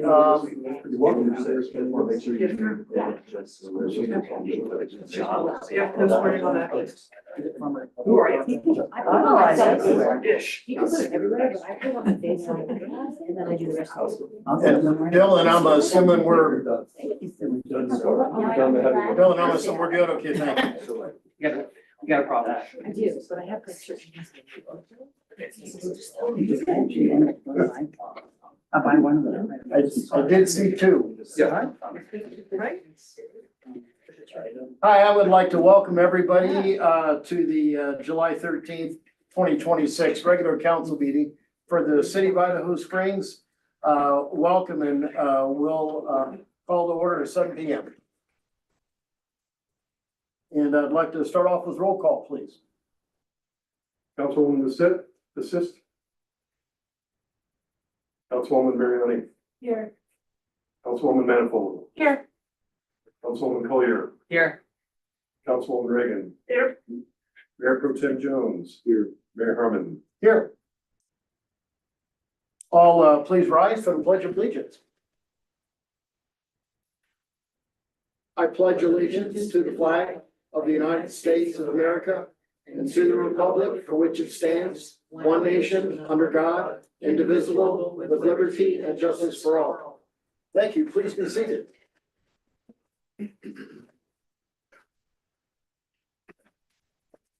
We have an agenda before us tonight. Do I have a motion?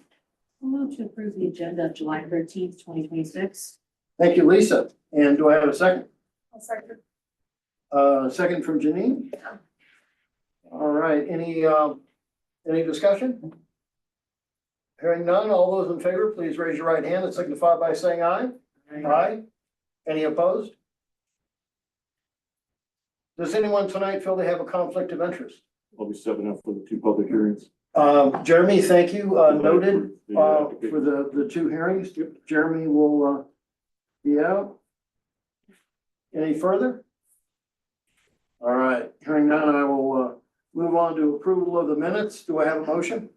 I'll move to approve the minutes of June 22nd, 2026. Thank you, Janine. Do I have a second? I'll second. All right, second from Brianna. And any discussion of the minutes? Hearing none, all those in favor, please raise your right hand and signify by saying aye. Aye. Any opposed? We have bills before us tonight. Do I have a motion? Make a motion to approve the bills from July 13th, 2026. Thank you, Jeremy. Do I have a second? I'll second. Okay, a second from Lisa. And any discussion of the bills? Did we like just pay a bunch of bills at once? This felt like way heavier than last time. Was there, I don't know. Yeah, the 626. What, I guess was there a reason? Is the financial situation different in that we were like, yeah, we can pay all the bills? I don't know if that's a good question, but. Part of it is when we get the bills for the police station and some other big bills, when those fall. Sometimes they're earlier in the month, sometimes they're later in the month. I know that one police station bill was like $540,000. Yeah. So that was quite a bit of construction. Any further questions? Hearing none, roll call, please. Councilwoman Mariani. Yes. Councilwoman Manifold. Yes. Councilwoman Collier. Yes. Councilwoman Reagan. Yes. Mayor Pro Tem Jones. Yes. Mayor Harmon. Yes. Next up, we have public comment, and Dylan, I just want to check in. Did we have anybody online? I don't see anyone online. Okay, I know we have at least two.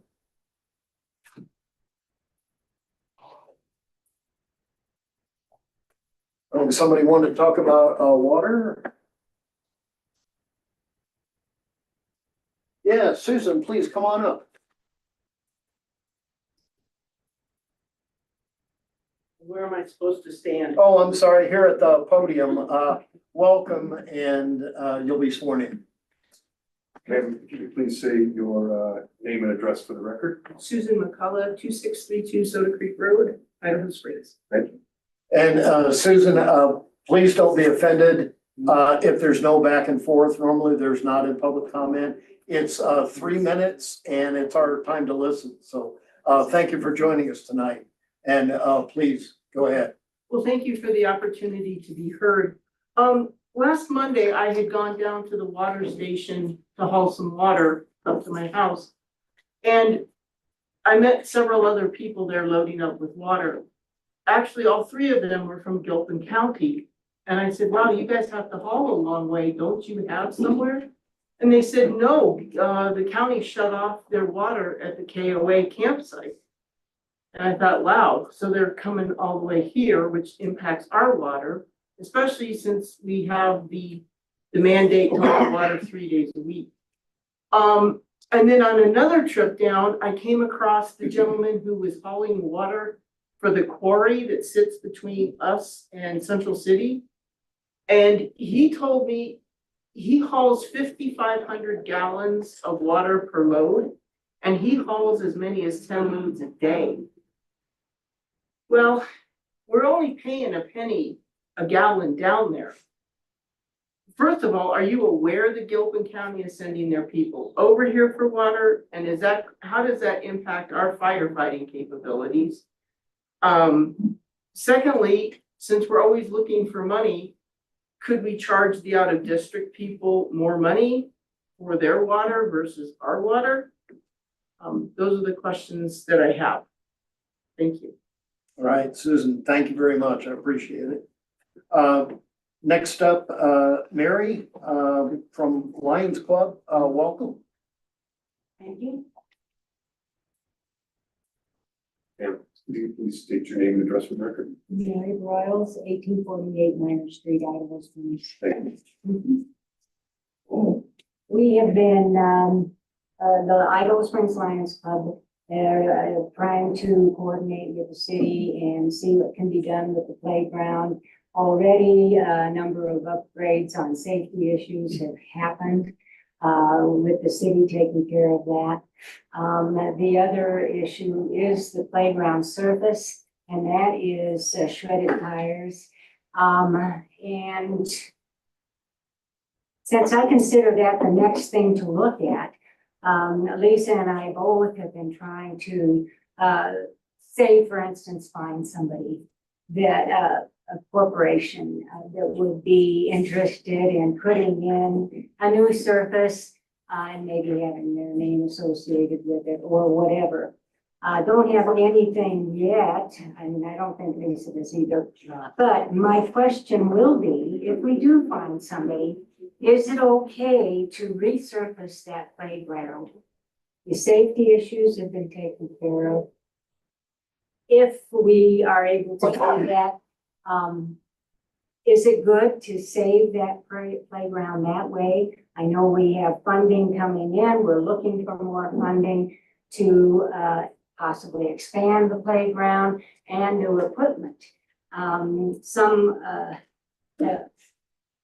Not much, but talk of, is everything okay to stay that way now? And perhaps look at putting in new, and the surface being rather important. Yes. All right, well, Mary, thank you, and, to you and Susan both, we have your contact information. We'll get back with you, this week on your questions. Okay. Thank you very, very much. Really appreciate you coming in. You know, we're keenly aware that, you know, this is your time, and many people have busy lives. The fact that you were able to come before us this evening and express your concerns, we are very thankful. We're here to serve you, and we appreciate you coming in. But we'll get back to you this week on those things. Thank you.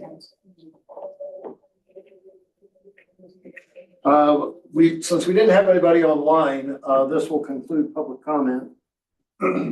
And next up, we will move on to our resolution, starting with resolution number 13. Do I have a motion? I'll move to approve resolution 13, series 2026, a resolution calling a special municipal election to be coordinated with the state general election on November 3rd, 2026, for the purposes of referring at least one ballot question to city electors. Thank you, Lisa. And do I have a second? Also, Second for Jeremy. And any discussion? Hearing none, roll call, please. Councilwoman Mariani, Yes. Councilwoman Manifold, Yes. Councilwoman Collier, Yes. Councilwoman Reagan, Yes. Mayor Pro Tem Jones. Yes. Mayor Harmon. Yes. All right, moving to number 14. Do I have a motion? Make a motion to approve resolution number 14, series 2026, resolution adopting the intergovernmental agreement establishing the Shrub Collaborative. Thank you, Jeremy. Do I have a second? I'll second. Second for Brianna. And any discussion? Just glad to see this. Yep, I agree. All right, hearing nothing further, roll call, please. Councilwoman Mariani, Yes. Councilwoman Manifold, Yes. Councilwoman Collier, Yes. Councilwoman Reagan, Yes. Mayor Pro Tem Jones. Yes. Mayor Harmon. Yes. All right, since we don't have any ordinance first readings, we will go to second readings, and as previously advertised, Jeremy will be stepping out for these next two. How come Jeremy has to leave? Mayor Pro Tem Jones reviewed, the referral packet, that the city sends out to various referral agencies to review as the fire chief. As such, he received that ex parte communication, provided referral comment on behalf of the fire district. Gotcha, So he could have to pay him that, so. gotcha. I just wanted to. Yep, fair question. All right, we're gonna start off with the hearing for number 10. And this is a public hearing before City Council of City of Idaho Springs over ordinance number 10, series 2026. An ordinance granting a conditional use permit, private parking facility at property known as 2833 and 2821 Colorado Boulevard with conditions. The hearing is now declared open at 7:11. And we will start off with staff testimony. I assume Dylan, Yes, thank you, Mayor. welcome. I reviewed this application on behalf of our planning and zoning, and I referred this out to the Idaho Springs engineers, the police department, Berkeley Fire Authority, Public Works, and relevant rural agencies with utilities, including Excel, Comcast, Lumen. And their profiles here, which I'll touch on later. As mentioned in the ordinance, this is a conditional use permit. This conditional use would, if approved, would allow for a commercial paid parking lot use to be established at subject properties. This would not preclude any other by right uses, but would allow this as a conditional use on top of those by right uses. If approved, they would need to get their parking plan approved and get business licenses, all of those sorts of items in order to establish that business. Adjacent uses to this property at 2821 and 2833 Colorado Boulevard include Carl's Jr. to the east, towing vehicle storage yard, which is on part of the property, residential to the south, and liquor storage dispensary to the north across Colorado Boulevard. Access is via Colorado Boulevard. This was, public notice was sent out in accordance with section 21.3 of the municipal code. And this, what has been reviewed by planning commission, and they reviewed this application on June 4th and voted to recommend approval of the conditional use by a vote of 3-1. There's 3 criteria for approval, which I review in detail in this report. That these include that it conforms with the requirements of the article and other development regulation standards requirements adopted by the city. It includes a review of compliance with the comprehensive plan. and involves review of proposed use and its impacts on adjacent properties and whether those impacts are significantly different in nature, type, or extent than impacts caused by right uses for the district. In general, I'll just touch on a few things. In general, staff and through referral agencies, in engineering and public works, believe that these are broadly met. For the first one, access would be via an existing access onto the property. There's an existing turn lane on Colorado Boulevard into the property. Access would be through that legal existing access. Parking lot dimensions, if they were to establish use, we would need parking plan, sure, those things. But what they provided thus far does indicate that they would meet minimum requirements. The big one in here that I reviewed this against was traffic generation, and that's where I relied a bit on public works and on engineering. We didn't receive concerned comments. What I did to assess the traffic impact was take the IT traffic generation manual, and I compared a potential parking lot use against other by right uses that could be anticipated, including coffee shop, fast food restaurant, gas station. And based on that trip generation manual, this would have no more or perhaps less traffic impact than adjacent potential by right uses. These are not reviewed though by traffic engineer analysis, so that's sort of a thing to note for that section. The second criteria regards the comprehensive plan. This identifies the site as regional commercial, which there's uses that have regional draw, including retail and office uses, hotels, public facilities, tourism services, and hospitals. Multifamily residential could also be appropriate. In that respect, parking lot itself is not really a regional commercial draw. However, it does support existing businesses in the town, including the Argo Cable Car, Virginia Canyon Mountain Park, other businesses that may not have significant parking on that east end of town.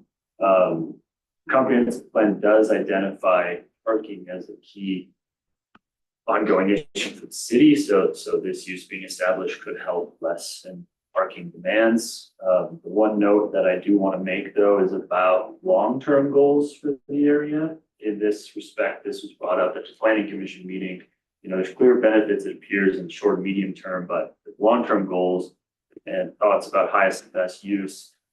There was some concern about whether this use is kind of in meeting those longer term comprehensive plan goals. The property owner stated, who's on the, who will be able to speak via Zoom, stated that while this would allow the use of parking, it doesn't preclude other uses in the future. And so redevelopment could still occur that meets the future goals.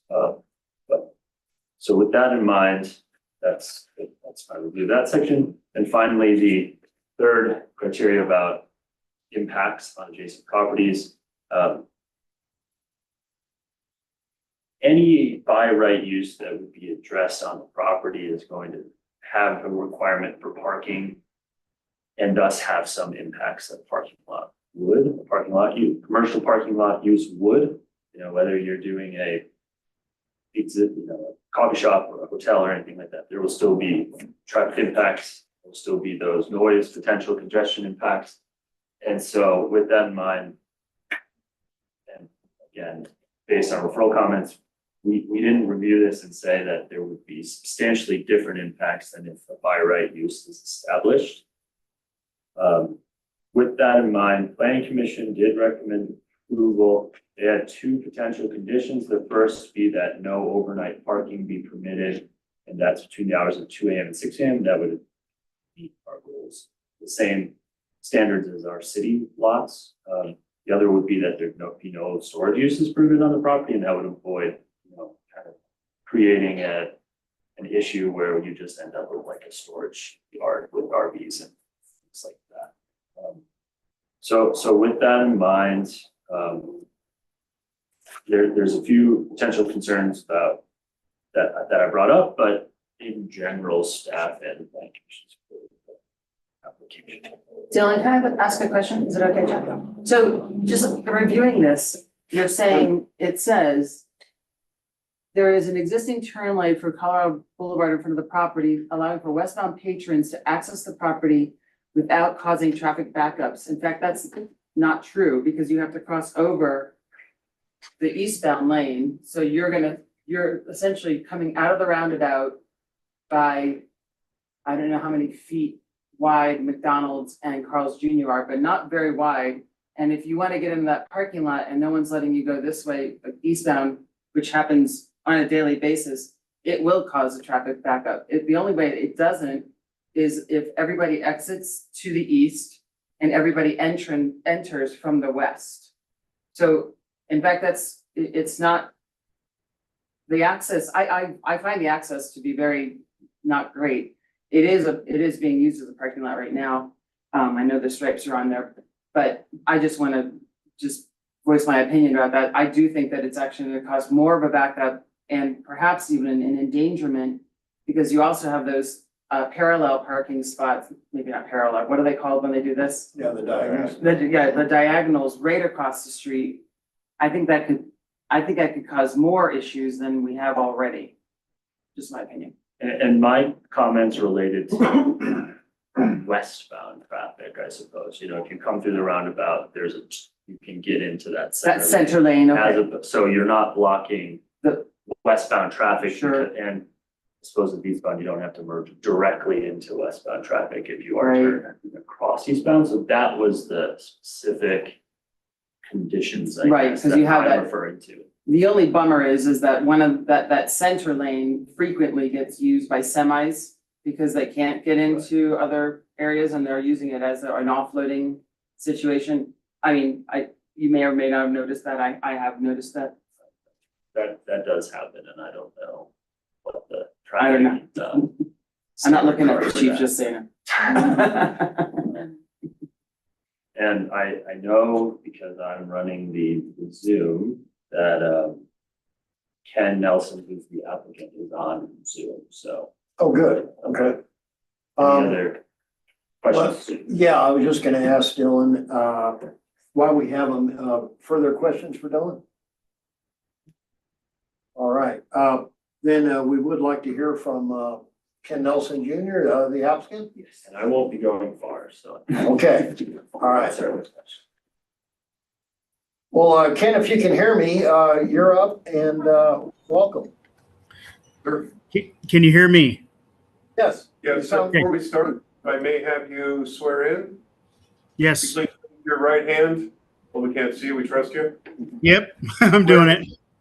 Do you swear that the testimony that you're about to give is the truth, the whole truth, and nothing but the truth? Yes. Thank you.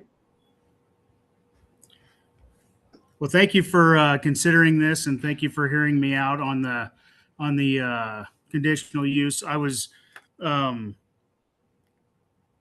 we've been making some improvements on there in anticipation of adding parking to the east end of Idaho Springs for, to help out on a known parking problem, and that's the whole reason why this is why this is even being brought up and why I want to do that, because I've been up there several times. I still go up there. I graduated high school up there. I've lived in Clear Creek County since I was 9, and so it's still near and dear to my heart. So I just wanted to make sure that, if there was a solution or anything that we could do to help the city out and help the city thrive, that I wanted to do that. All right, well, thank you, Ken, and I just want you to know that after you speak, I will open it up if there's any public comment on this matter, and that you will be allowed to close out and have the last word, if you will. But for right now, since we have you, I'd like to open it up for council to see if they have any questions of you. Okay. Ken, how long have you owned the property? It's actually been in my family since I believe 1990, 91, right in there, 93 maybe.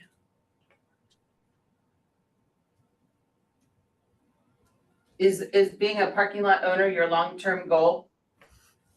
Well, for now, I've got leases on the where the tow company is and stuff like that for 5 to 7 years, and I'm actually going in partnership with the Interstate Parking Company for Colorado LLC, and that will be for a term of 5 years. But after that, who knows? It may be a better spot for something a little bit prettier than what's there now. Right. Great spot for a parking garage. Further questions for Ken? All right, thank you, Ken. Like I said, got to open it up to public comment, and then we'll check in with you for a rebuttal or last word, if you will. Okay, thank you. Do I have anyone on public comment for this? I don't see anyone online. Not sure if anyone in the room would like. All right, I'd open it up to anybody in the room interested. Okay. Well then, Ken, is there anything further that you'd like to share with us? Nothing comes to mind. All right. I appreciate the opportunity. Before I close out the hearing, I just want to ask council any questions for staff or Ken before we close. All right. Hearing none, I declare this hearing now closed at 7:26. And council, we can start our discussion on this matter. Kate, I agree with you about the semi situation.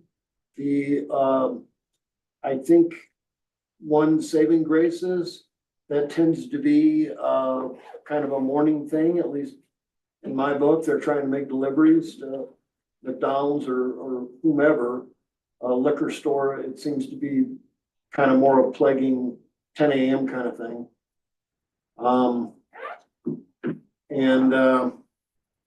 I don't know, it's been a parking lot pretty much since I've lived here for many different things, including customer cars or what have you. I think parking lots are kind of unique because they actually stop some congestion, in my opinion. You can't put up a not welcome sign. People keep coming. And if they don't have a place to park, then they patrol like sharks, waiting for somebody to leave, creating more pollution and more congestion as they're doing laps. And I think we do have a parking problem here. This would at least help on the east end. It would probably provide more relief for folks who want to go into the mountain park. And it may provide some additional customers for Marians or folks that want to conduct some other business down there on the east end. So that's my view. But certainly I'd like to hear what others think. So if I was on planning commission, when this came to discussion, the first thing I would have said was, what are your plans for the green space around this parking lot? Because right now we already have call it whatever you want, a parking lot that is not affiliated with the parking authority, who we have given the contract to serve as our parking guide for Idaho Springs.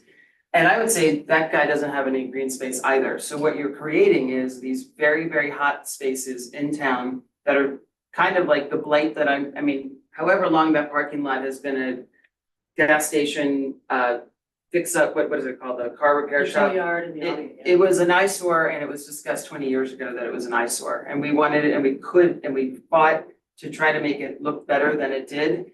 And unfortunately, because of the kind of town that we have where everybody knows everybody, that just kept being put on to the next council and the next planning commission. And we just kept letting this eyesore roll over through the years. Now that eyesore is gone and it's just a blank slate, which I think has great opportunity, but I don't think that opportunity is to create more hard, hot surfaces in town as our primary gateway, not our only gateway. But I think that without any beautification to that property, without any trees being laid into that property, without any investment into that property, it's a money grab to me. And I just don't think that that's appropriate, because once we open this door, anybody else in town that has a similar property has every right to ask for the same exact exemption.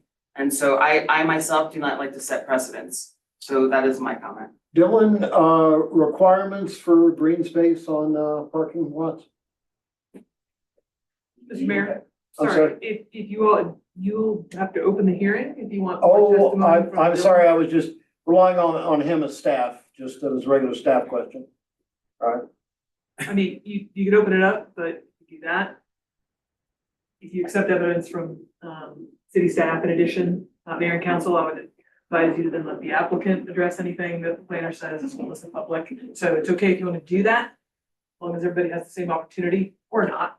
It's up to you, Mayor. But my understanding actually is, Carmen, that we do have it in our code that there is a green space requirement for almost all developments. So whether or not this is a development or not, it is still gonna have the same face value as a development. Somebody will be making money on the property. Am I not within the right? I can't answer the You don't substance know of that the one? green space, issue or the profitability of it. I don't know. Can we open the hearing? I would like to hear from Dylan about our green. Sure. All right, I will reopen the hearing at 7:30 PM. And Ken, are you still with us? Yes. Okay, all right. I just wanted you to know, I'm reopening the hearing so that staff can weigh in on frankly, something that I'm not aware of, that I think a lot of us would like to get to the bottom of. You're certainly welcome to comment on this as well. Dylan, I would just, we were all wondering about that green space and or beautification requirements on parking areas.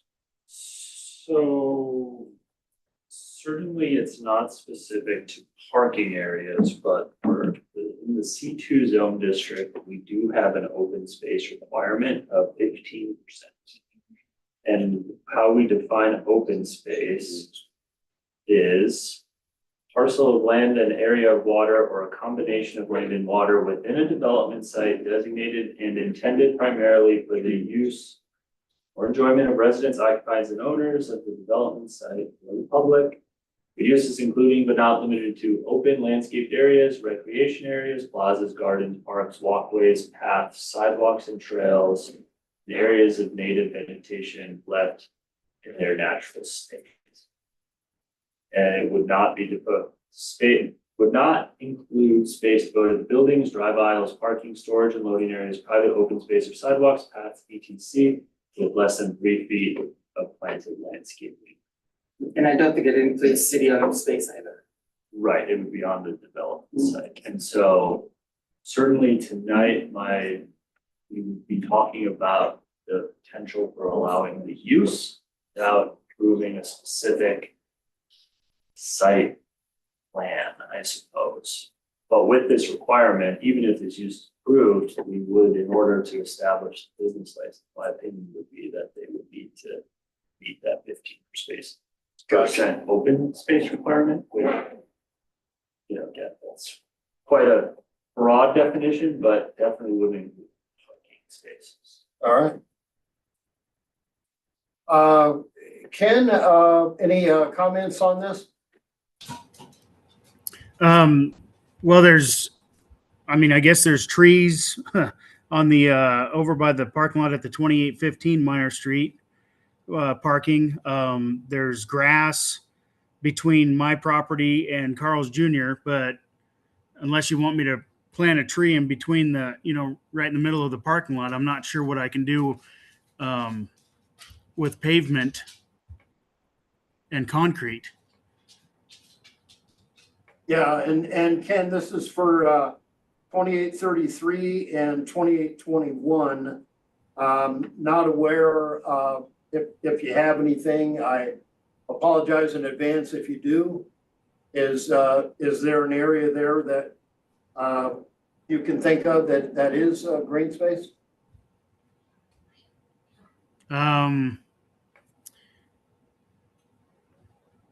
No, I mean, it's all been paved parking lot. I don't know what you could do for green space on that. Gotcha. All right, any further questions for Dylan or for Ken? Sure. Carmen, how long is the CUP in useful? Great question.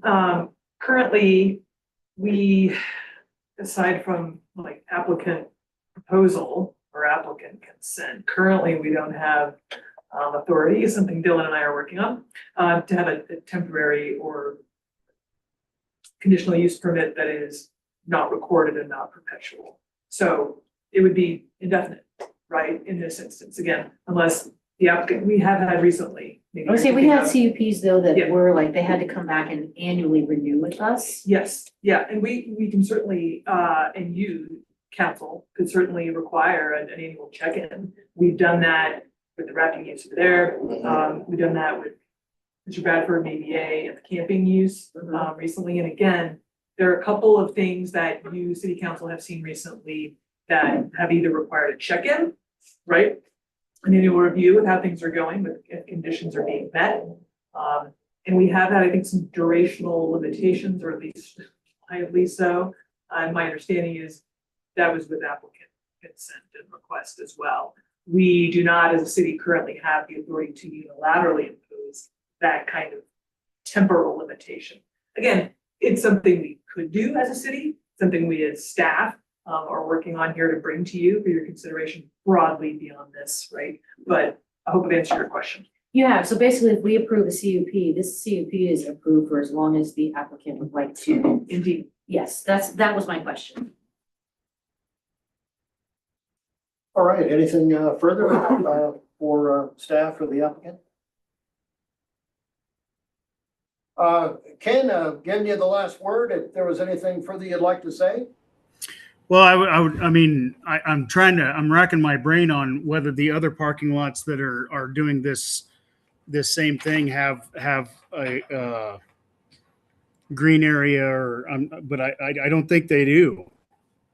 Other than the trees along the river right there that the city owns. And then there's a private parking lot up there by the Elks Club across from the or catty corner from the Elks Club. And I'm not sure that there's any green on that either. All right, well, Ken, thank you. And if there isn't anything further, either for staff or for Ken, I'm going to reclose the hearing at 7:37. And council will begin the discussion. I understand the green space argument. I do think this has been parking forever, at least 33 years that I've had a house there. That's my opinion, so. Yeah, so in terms of the traffic, I'm not really worried about that. Just like really thinking about the criteria and what we're asked to like measure this against, because an outright use would cause parking, would cause traffic, right? So whatever is there is gonna cause traffic. So that is kind of like, I put that aside.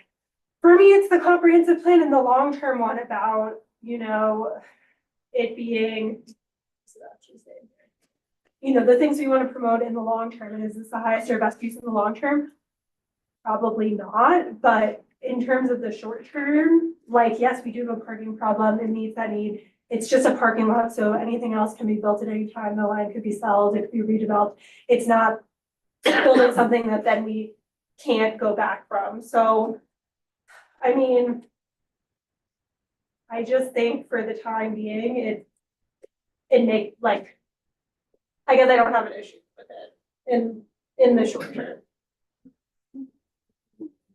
All right, other thoughts before we take a vote? I've already said what I need to say.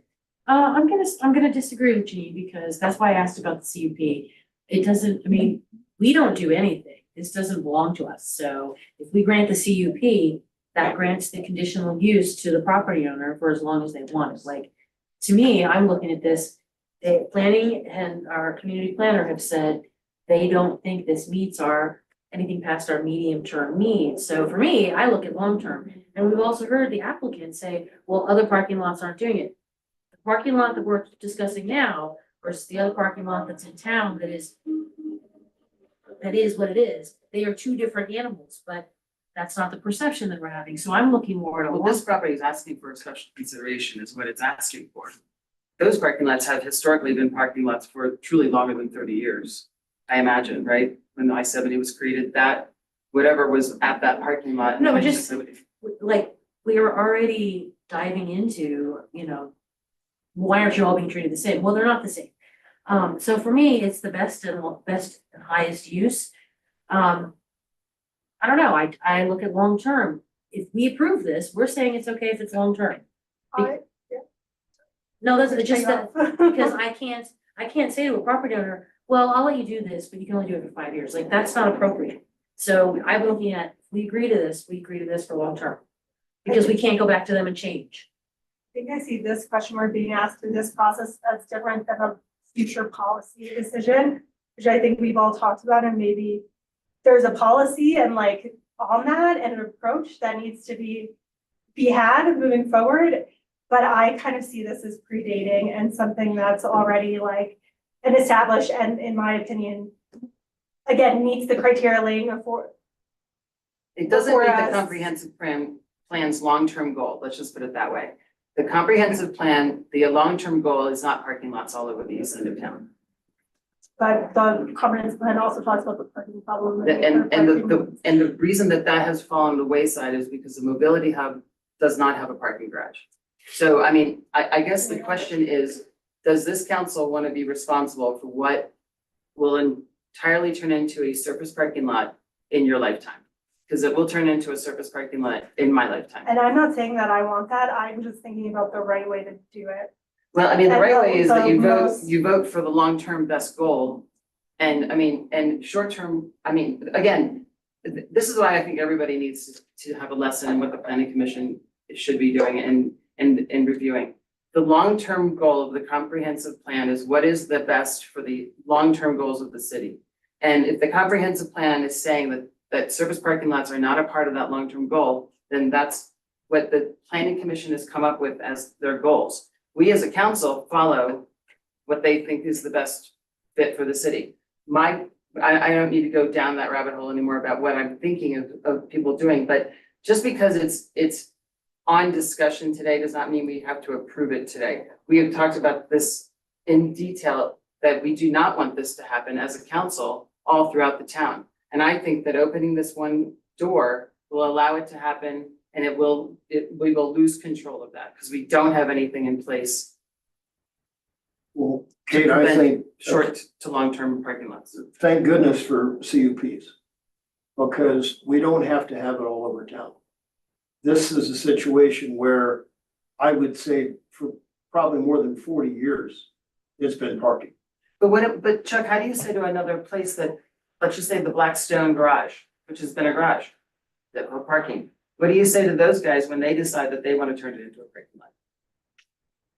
Do you mean take the building down or keep the building? Take the building down and turn it into a parking? No, absolutely not. That's not we're not letting people tear down historic buildings. Well, I mean, let's just say it wasn't historic, you know what I mean? Like, but they wanted to do it right there and they have parking, essentially, it's a parking, it's a garage. And they wanted to do it right there at the corner of. Right, but they've never had a large number of parking spaces. That's been very, very small, very defined. Well, I mean, And it's. I would say that's the beauty of a CUP. But this particular property, let's just talk about the one in the blue circle. This has actually been a store.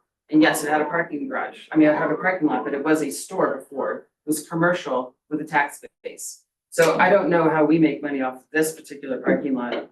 I have no idea. I'm not sure if I even really care. But it hasn't really been a parking lot. It has been a store with parking. Well, I would say that is a very important question. And we do have some numbers from the parking lot behind us here, the main lot, it ends up being $4,050 of sales tax created for every parking space that's out there. So, it's significant. It isn't just the $1,600 that we get for, parking when people pay the hourly rate. I'm gonna ignore, We don't my, get that hourly rate though, because this is private. I know, no, that's exactly right. That, I'm making that distinction. Because, I'm gonna ignore violation revenue. But the $1,600 is dwarfed by the $4,050 of sales tax that we can't get if we can't park these people. And I don't think that they're gonna just stop coming. I think that it's human nature to go around the pattern several times until you get frustrated. And then you may get on I-70 and go somewhere else. I think that literally, since many of us, were in elementary school or maybe not even born, this has been parking. And I don't think that particularly, every single solitary property has to be what's the highest and best use 20 years down the line. I'm curious what the argument is. Like, what is the council's argument when we decide that whatever Joe Schmo on the other side of Well, town wants to because do? this is the beauty of the CUP. We can take it an individual property at a time. And I think it is important in a historic town. You don't let people tear down historic buildings because they want to make money in parking. We can just simply say, no, that was different. That had been parking for decades down there. Yeah, I think it's really messy right now. Like I found out this week, the Catholic Church is doing paid parking. Like it's like, there's so much podcasting happening and none of it in like a linear, organized way in my mind. And I really do think we need like a policy and an approach as council. And we need to really be like, what is the vision and how are we enforcing it? I just feel like we're not quite there yet right now, where I don't feel comfortable saying no when everyone else has been able to do whatever they want because we haven't like gotten it down yet. So that's where I'm at. But I'm in agreement. I would hate to I'm say in yes just because agreement. everybody else is getting away with what they No, but I think want. we need to like just have an approach that then we apply, across the board, where right now we haven't, it's just been all over the place, and I think that's been agree. discussed for a long time and it just hasn't happened, so. Well, I'm hearing like from, staff. I just there's heard about stuff the Catholic coming Church and today as well. coming. I know, right? So it's like, it's just all over the place, Yeah. I mean, quite frankly, in my mind, so. Well, and I'll give you an example. I think we may reach a point where we have sufficient parking. That would be great. Problem solved. We don't need to keep allowing, the future use. But that's the beauty of the CUPs. So out of curiosity, if we deny this, just for my own edification, then what happens? It just stays as it is, which is parking lot, right? Yeah, I mean, I don't see how we're any better off. So He's already allowing people to park there. Parking lot. But he is doing it already. Legally, it can't be used as parking lot. But that's my point. He's already doing it right now, today. but it So wouldn't be. does it matter? I mean, here, I guess my point is, like, the long story is, we have no control. So we're just giving people willy-nilly control. Because it's already happening, literally throwing It lines. isn't willy-nilly. It's been parking he's- for decades. But he's parking there right now. There's Parking. Okay, He's not charging. I mean, I'm not gonna argue anymore. That's obviously not gonna get anything, but he's not charging yet. And that's the whole point, is like, this is just opening a can of worms, and I agree with you 100%. We have no rules and people are just doing whatever they want. So I guess that's the kind of, that's what we're gonna be. We're just gonna be the kind of town that people just do whatever they want. I don't think so. Go ahead. Thank you. Sure. Appreciate it. Mayor and Council, I just want to offer sort of a procedural thought here too. I'm hearing council talk about sort of larger issues and that staff has projected that conversation is to come.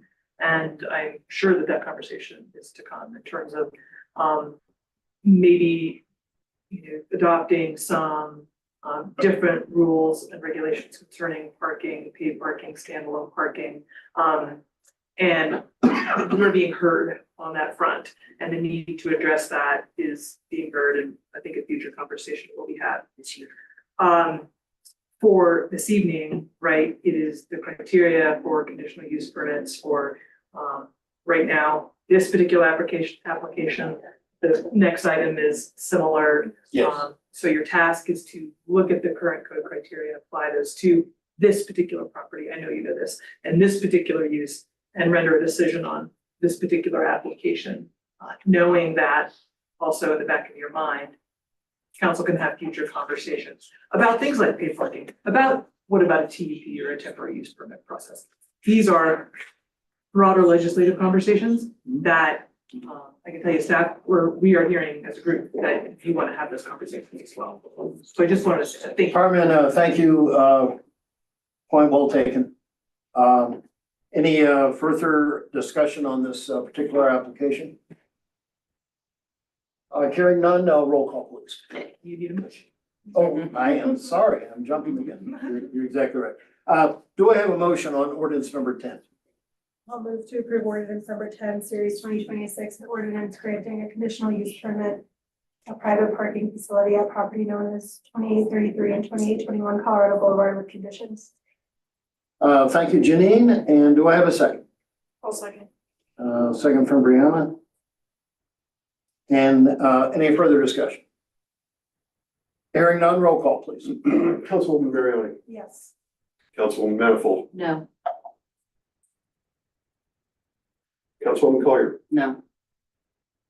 Councilwoman Reagan, Yes. Mayor Pro Tem Jerry Jones abstain, Mayor Harmon. Yes. All right. Well, thank you. Appreciate the lively discussion on that, all important points. And we will move to our next hearing, which is going to be ordinance number 11.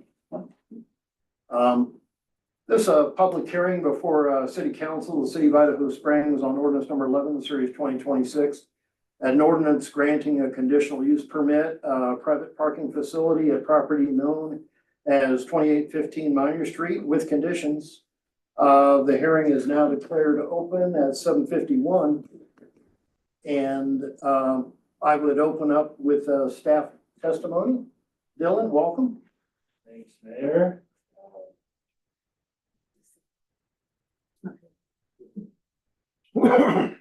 Okay, so the subject application before you similarly is a conditional use permit to allow for paid parking, commercial paid parking and private as to be established at 2815 Minor Street. This property is located in the East End Overlay District, so commercial 2. There's a bit of a difference with this property in a couple of ways that I think are important to know. First is that on the eastern half of or the western half of the property, there is an existing residential use, and this is separate from their proposed commercial use. The code does allow for multiple uses to be established on the site. With that in mind, the other difference compared to the last application is with respect to access. Access in this case is via Minor Street as opposed to Colorado Boulevard.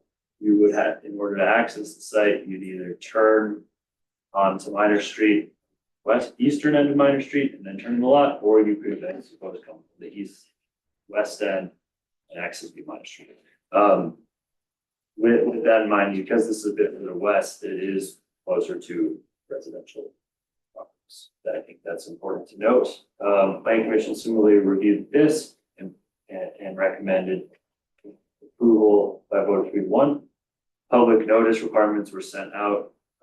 Properties within 300 feet, signs were posted on subject property, and notice was posted in the paper as is required.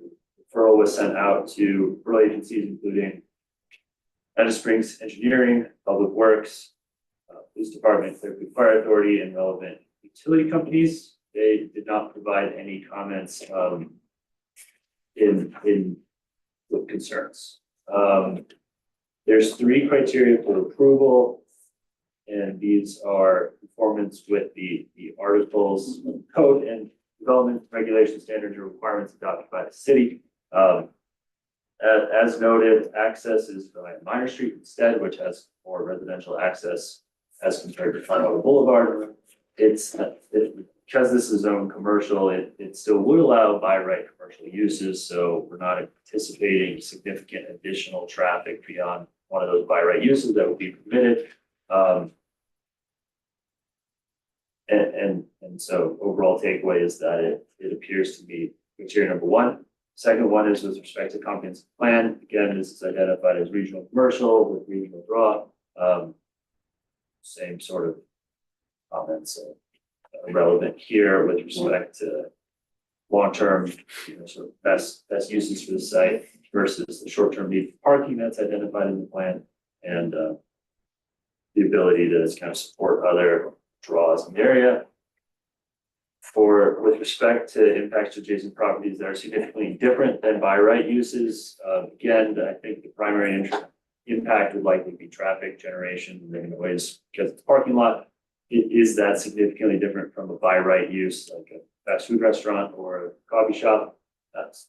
Staff didn't necessarily think so, but again, the note is that the other site, adjacent uses were commercial in nature, there is residential by, and that may or may not have a different impact as compared to other properties that are more surrounded by just commercial. With that in mind, there's two potential conditions: no overnight parking permitted between the hours of 2 a.m. and 6 a.m., and no storage uses permitted on the property. And that's it. All right, thank you, Dylan. Open it up, questions for Dylan? Dylan, when I'm looking at ordinance number 11 and I'm looking at your criteria 2, the finding, is this accurate? That the applicant has failed to establish how the proposal nonetheless conforms to the comprehensive plan with the change conditions? If I can answer that. That'd be perfect. Because I drafted the ordinances for the packet. Council for this hearing as well as the last, there are 2 different Okay. versions of the ordinance. In the That's what I thought, and I was like, just making sure. Yep. Depending on, what you hear tonight, depending on the findings that you as a group make. So that's one of alternative findings. Councilman, does that make sense? It does. Thank you, Carmen. All right, any further questions for Dylan? Well, Dylan, we know you're not going far, so if we have questions for you, we'll call in. Ken, welcome again on this ordinance or this hearing, number 11, and just wanted to get your statement on this and your thoughts. Okay, it's much like the previous testimony that I had. I'm sorry, you have to be sworn in again. You please raise your right hand. Do you swear that the Yes. testimony that you're about to give is the truth, the whole truth, and nothing but the truth? Yes. Thank you. Thank you. All right, thank you. Please proceed. So I stand by my previous testimony as far as the 2833 and the 2821 Colorado Boulevard. I'll also add, and this is more of a rebuttal or a statement based off of previous council members, is I have tried my best to keep people off that and tried not. So if people are parking on that parking lot, it is unlawfully. They are doing so unlawfully as of this time until this is approved. I've put up chains, I've put up barriers, I've put up ropes. So if somebody is parking on those parking lots, it is unlawful. So there is really no parking there until this is approved. I'm trying to go by the law here. So, but yeah, that's all I'll add. All right, and thank you for that clarification. Any questions for Ken? Well, Ken, I'm gonna open it up to see if there's any public comment on this particular ordinance, and you will, as last time, will have the last word. Dylan, no one. All right, and I assume no one in the audience. Ken, I would leave the last word to you. Anything further you'd like to share? I don't believe so at this point. I mean, I find it hard to predict the future. I mean, obviously everything's possible. And I know that the property was in disarray for many years and it's not now. It's a lot better than it was. I've done a lot of improvements and I believe that this is something that is wholeheartedly needed. That's why I've done this. So, yes, there's the parking lots have been sealed and striped, but that is in anticipation of, you know, being a part of a solution to, you know, an ongoing problem. And I'll leave it there. All right, thank you very much. Before I close the hearing, I just want to say, any last minute questions are for the staff or for the applicant? All right, and hearing none, I would like to ask for a motion. I'm sorry? Close the hearing. Oh, yeah, that would be nice. Okay, then, with nothing further, I'll close the hearing at 8 p.m. And do I have a motion? I'll move to approve ordinance number 11, series 2026, ordinance granting conditional use to permit a private parking facility, property known as 2815 Minor Street with conditions. All right, thank you, Janine. Do I have a second? I'll second. Second from Brianna. And any further discussion? Hearing none, roll call, please. Councilwoman Mariani, Yes. Councilwoman Manifold, No. Councilwoman Collier, No. Councilwoman Reagan, Yes. Mayor Pro Tem Jones abstained, Mayor Harmon. Yes. All right, again, thank you, everybody, for your participation on that one. Appreciate the comments. And if somebody would grab Mayor Pro Tem Jones. I just got that. Yeah, or at least an app.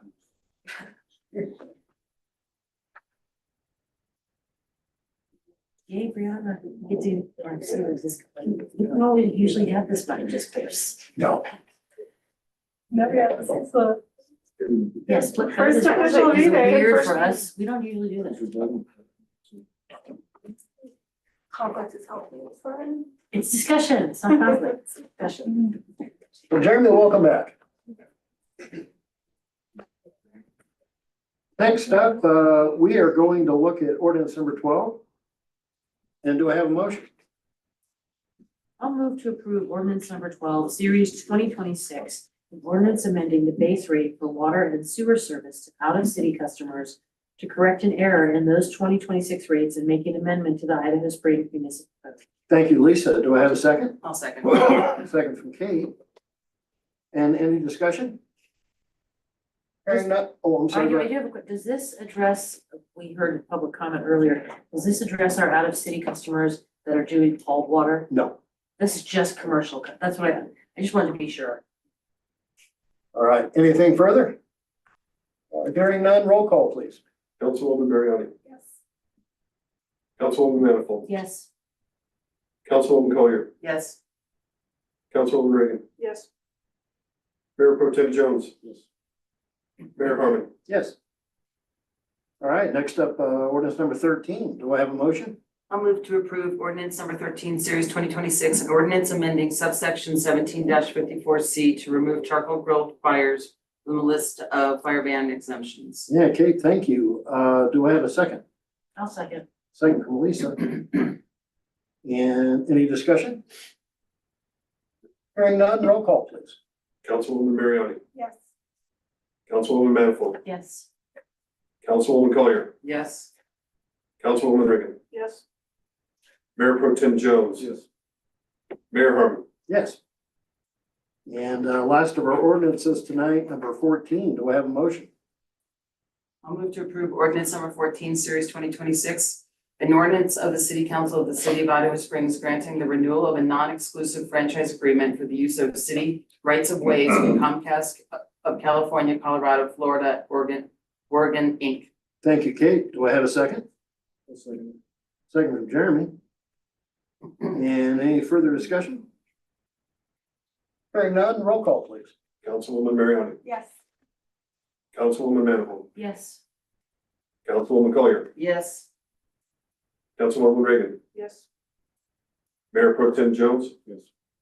Mayor Harmon. Yes. Next up, City Attorney Carmen, anything for us?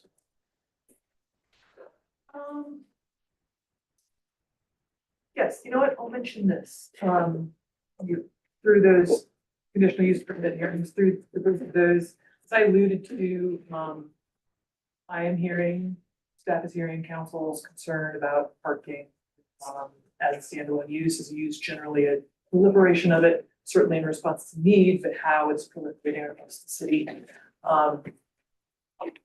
I'm not suggesting council do anything or the other, but reminding you that it's completely within your purview. To, if you wish to direct me to prepare a moratorium ordinance for you, that would be an ordinance.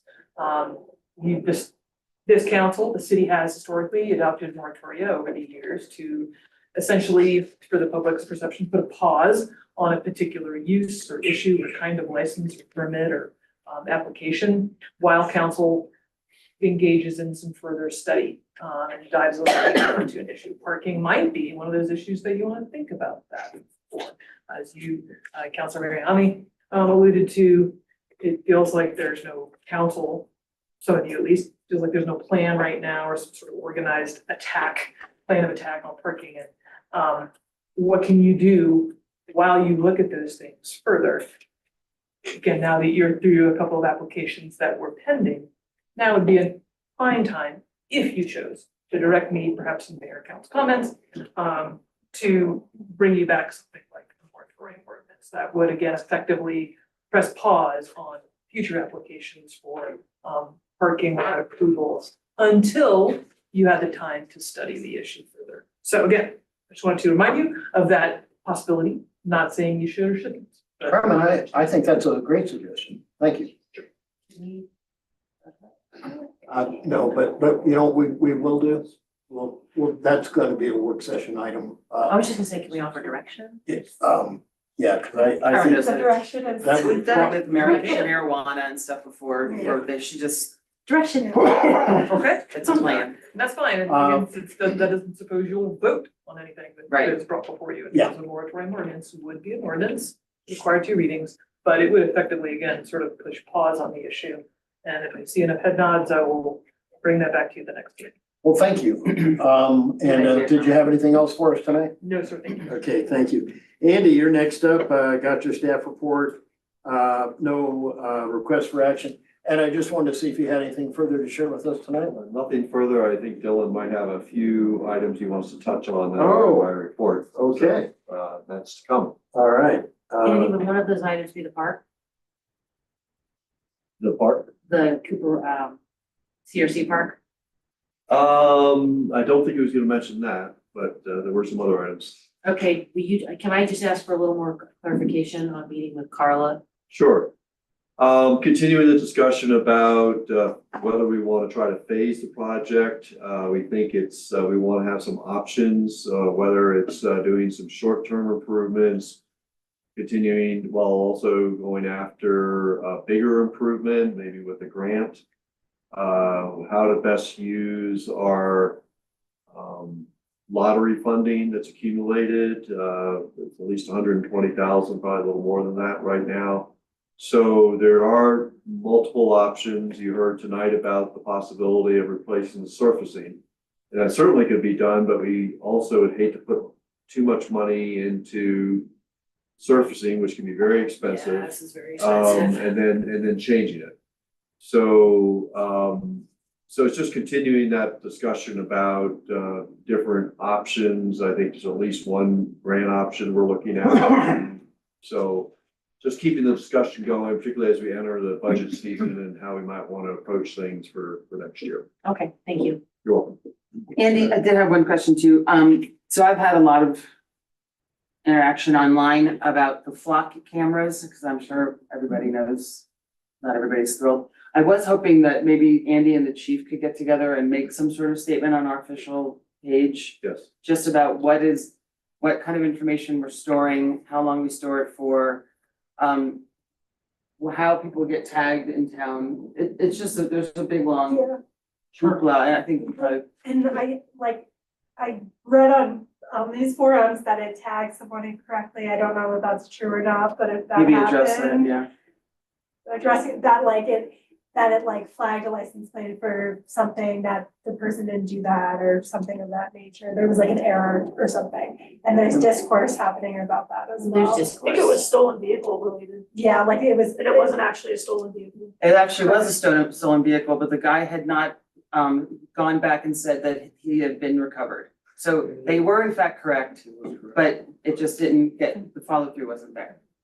Kate, I do appreciate you bringing that up and, mention it to me ahead of time. I did speak with the chief about this, and yes, that is, he can give an update, but I expressed the desire for having a statement about flock. Our as use of it. Why the city is using flock, how we're using it. Chief, do you have any more update at this time? What do you want to speak to, or? We'll provide that. Andy had spoken to me about that. I guess the simple, I will also say, visit our webpage. There's a tab there that says flock transparency. You click on that, it specifically shows the entities that we share our information with. I'll cut and paste it and just Which keep are it all, added on to which are the. all in Colorado. We don't share outside of the state of Colorado. And then also we do, monthly audits if people are searching that system. And to answer your question, it says on there as well, it's a 21-day retention. That's what I thought. That's just an easy way for me to cut and paste it and make that declaration. Two other things. I've had two different people, that's not true. Multiple people come to the library to gather information about an evacuation plan. So I was hoping that the city could at least address that as well. Like, do we have an evacuation plan for fire in place? And is it possible to have that information put out there? And then this was just something that a very, very long-term local today said she would really like to have the fire sirens return to town, that we have some sort of way to alert people. That's not just the phone, because most of our seniors don't, truly, most of the seniors that come to the library do not use a smartphone. So they're not getting those updated alerts. And that was just something that was brought to my attention this morning. Yeah, kid, I have to agree with you. My mom does use her smartphone That's good. and it's never on. Not so good. So, She uses it what, like a paperweight? It would- Holds down her bills. when she's ready to call you, but if you call her 100 times, she don't answer. Anyway, but no, that's an important Use it as a point because flashlight. she won't get the alert, Yeah, to evacuate. kind of Yeah. thing. And we do have a lot of seniors in the community. we do, yeah. Thanks, guys. One thing I might mention is that studies have shown that multiple ways of alerting people are the most effective. And some say, well, sirens, I never pay attention to sirens. We don't know what that means, but for some people that can be effective because it alerts them that something's going on. You need to pay attention, maybe tune into your radio or call a friend or whatever. Right. So, and some go by text. Some go by, back in the old, earlier years, cable, they turn on the TV and go to cable. So I think a multi-pronged way of communicating an emergency is probably best because then you're reaching a variety of different people. We could easily, I say easily, but there would be a cost to obviously, but that siren, as Jeremy would probably be the, 111. what's that? 111. I know, that's what I heard, but we could put one at each exit, but those sounds are different than the average police car or EMS. They're different than a fire. If we just did air horns when the young people get their alerts, I think everybody will get the message, but that's a lot of air horns going off. All right. Anything further for Andy? Then Guy, you're up next. Thank you for your report and just wanted to see if you had anything further to share. Since Wonder's not here, I'm gonna say that she is weirdly giddy about the water meter. Oh, good. Yeah. She immediately got on there, I'm was so excited. making it, playing around with the website and everything, so, we are doing a training coming up, I think we've got scheduled, 2 weeks from now. And, thanks to Ed and thanks to Wonder, and we're gonna go. Excellent, excellent. Well, that's good to hear. 3 years, what is it, 3 years since we ordered those? I think you're right, I yeah. think it's been 3 years and we Yeah. were so excited for it. I'm ready for Yep. this to happen. All right, very good. Any questions for Guy before we move on? All right, Dylan, you're up next, and Andy had alluded that you may have an item or three to touch on. Yes, I do have 3 items. Okay, Item number 1 is so just kind of a PSA. I'm hosting an event here tomorrow from 5 to 7 PM. Comprehensive plan, draft, update, sort of open house. I've been soliciting feedback from folks for the last 3 weeks or so to try to get comments on that. And so if people just don't want to call or email me, they can come tomorrow from 5 to 7, whenever they like, and chat. So I'll just be here, be casual, good, and then we'll be talking with planning commission at the August meeting about that draft plan. So that's another opportunity for folks to get feedback, and then of course at council in August as well. and I just want to add, you seem to have very good luck getting people to your meetings. We shall see. I posted flyers at various places around town, and I've been posting things on Facebook, but it sounds like people heard about it, but we'll see. Right. That leads into my second upcoming event, which is this Saturday at Host House number 2 on the west end of town. Yes. It's a window rehabilitation workshop. So if you have like historic windows that need maintenance or repair or whatever, we'll have folks on hand that are kind of doing a workshop to teach you how to help maintain your windows. And I think it's fun. We decided to host it at Host House number 2 because it's a historic site that we don't really use very much, and it's in the neighborhood, so it's a good way to get people to drop in and get some information. And just to recap, Saturday at what Saturday time? at 10 a.m. 10 a.m., all right. and we'll have some coffee and little treats perhaps. All right. I haven't bought that yet. And so that's that. And then the final thing I got while I was out on vacation is we were awarded that Oh, yes. shuttle. $75,000. The $75,000 grant. Mhm. We are going to get that money, and so that'll allow us to investigate and be ready for I guess, implementation grant later on that will allow for the potentially like an e-scooter, or not scooter, e-shuttle that like brings you around town would be free, and that's what, so more to come on that. I only found out about that last week. So. All right, well, that is great news to share. And any questions for Dylan? I just want to say I have been asking people's opinions on the trolley. It is 110% overwhelming, yes. People, I've said, would you take the trolley and not drive? Like, would you help with our traffic in town? And 100% of all of the residents that I've talked to have said, absolutely, I would be on the trolley in a heartbeat. So I'm so excited for us. All right, very good.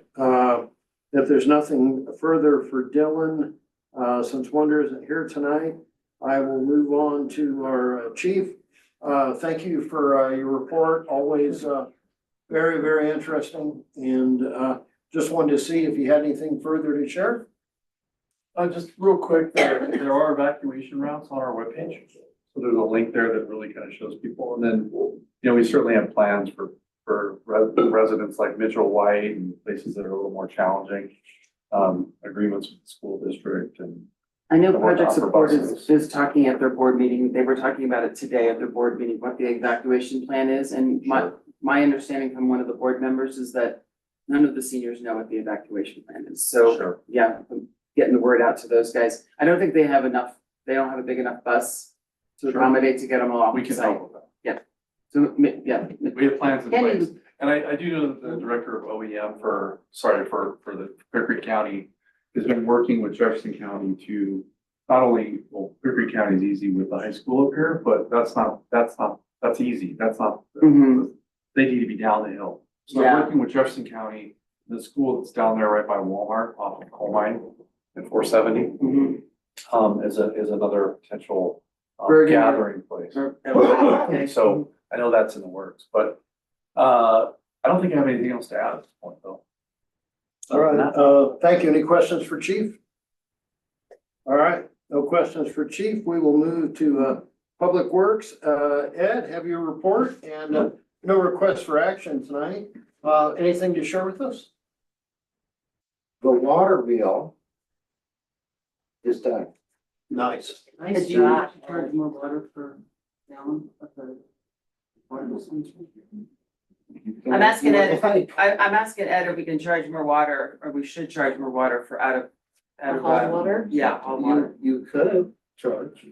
For if you wanted to. Are you looking at cold water for in-city residents or out of city? residents? Well, both. I mean, well, in city, I would keep it as it is, but people are, I mean, do we have an agreement with the quarry that they're taking water for us, one penny a gallon? I know we do. Do I pay 1 penny a gallon? Cause I don't feel like I do. We've got a hydrant. I would have to look up what the charge is too. I'm just not sure if it's. I don't It think, seems I think it's more than a bit. I hope so. I hope so. Yeah. But the water wheel I is will fixed. stop getting my water from Yeah, the city right, and I'll right. go down there and get my Take water. it, run along hose. I can get it. I gotta have big gallons, yeah. Just How long did that take for the water wheel? Scott worked on it during the winter at his house and then brought those pieces in. Has been putting it together since the weather warmed up enough for him to be able to get over there. I'm just Awesome. warning council, if and when Scott retires, it's going to be a very difficult We need a training process, because it's like more art than science, what Scott does. Because you balance the wheel out with the old dried material and the new green material, and it's The thing it's a whole. spins brilliantly. Beautiful. That Brad gave it a whirl. Of just a little push. Yeah. And it just spun. Really? Spun, That's awesome. spun. So we started today trying to get some water down there to it, which is Yeah. quite the challenge. Yeah. Yeah. Don't tell anybody that you can do that. Right, but if we could just get like a little bit of water to that water wheel, it'll just keep spinning. Awesome. Awesome. Which is great because we're kind of short on water. Yeah. Speaking of short on water, Oh, boy. excellent that we did the Manny Dam project when we did. Really? Yeah, the Chicago Creek is extremely low. And we're still getting water to our intake structure.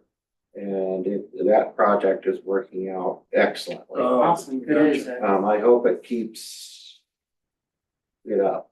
Yeah. It is nerve wracking not having Yeah. very much water. Yeah, good work there, everybody. We're still within what we use versus what's in the creek is maybe a third. We might be taking a third of what's in the creek to drink for drinking water. There's still enough water in there to where we had to do a catch-up run. We could do it. You know, the tanks went low. And we could still turn it on at maximum production and still get water out of the creek. There would only be, according to what's on the internet, there would only be about 244 gallons per minute left in the creek, but we could take it if we need that. We would have the ability to. It's scary. It is scary. All right. And anything further? As far as the firefighting stuff, if we can keep the tanks full, our firefighting ability won't be hurt. You know, but for right now, since we can operate at what we can operate and at the current creek level, we can still provide just as much water as we did. Okay. Before the drought. Ed, kind of a related For now. question, although this is more firefighting in a montane area. The treatment was done to the inside of the water tank up there. And it's got to sit 30 days. And could you just fill us in about how much longer before we can start filling the tank? So we're looking at August. to Oh, start in filling the August, tank. okay. Yes. We have 30 days and then we have to clean that stuff off, get it out of the tank, disinfect it again, and then refill the tank. Check for leaks, take some samples to make sure that it's disinfected well enough. And then turn it on. All right, very good. Anything further? No, thank you. Oh, thank you, I appreciate it. Lastly, I'll ask council if they have anything. I just want you to know, Friday, we had quite a meeting over at the senior center, project support. I know a lot of us remember the 9 News Health Fair that we haven't had in several years. Yeah, that's great. And far beyond our capacity or the senior center's capacity. But what we would like to do is something along those lines, although pared down just for our seniors. And we're looking at towards the end of September. And they are looking to get a lot of different resources and departments involved. You know, because you'd want somebody to maybe a podiatrist to check feet, somebody to check blood sugars, blood pressure, and not sure if we're gonna have a phlebotomist. Mental health is especially important with seniors. There's a lot of depression, and it largely goes untreated. Bless you. So I just want you to be aware that you're probably going to be hearing about it. I know Sadie and Jess with the county are gonna try to get the word out on that too, so that we have, I think ideally they'd probably like to see a couple hundred seniors if we can manage that. And so that'll be on the radar, you know, that's coming up. And I just wanted to go around. Anybody have anything else before we adjourn? All right. Well, then, I would move to adjourn at 8:25. Do I have a second? Second from Janine. Any discussion? All those in favor, please raise your right hand and signify by saying aye. Aye.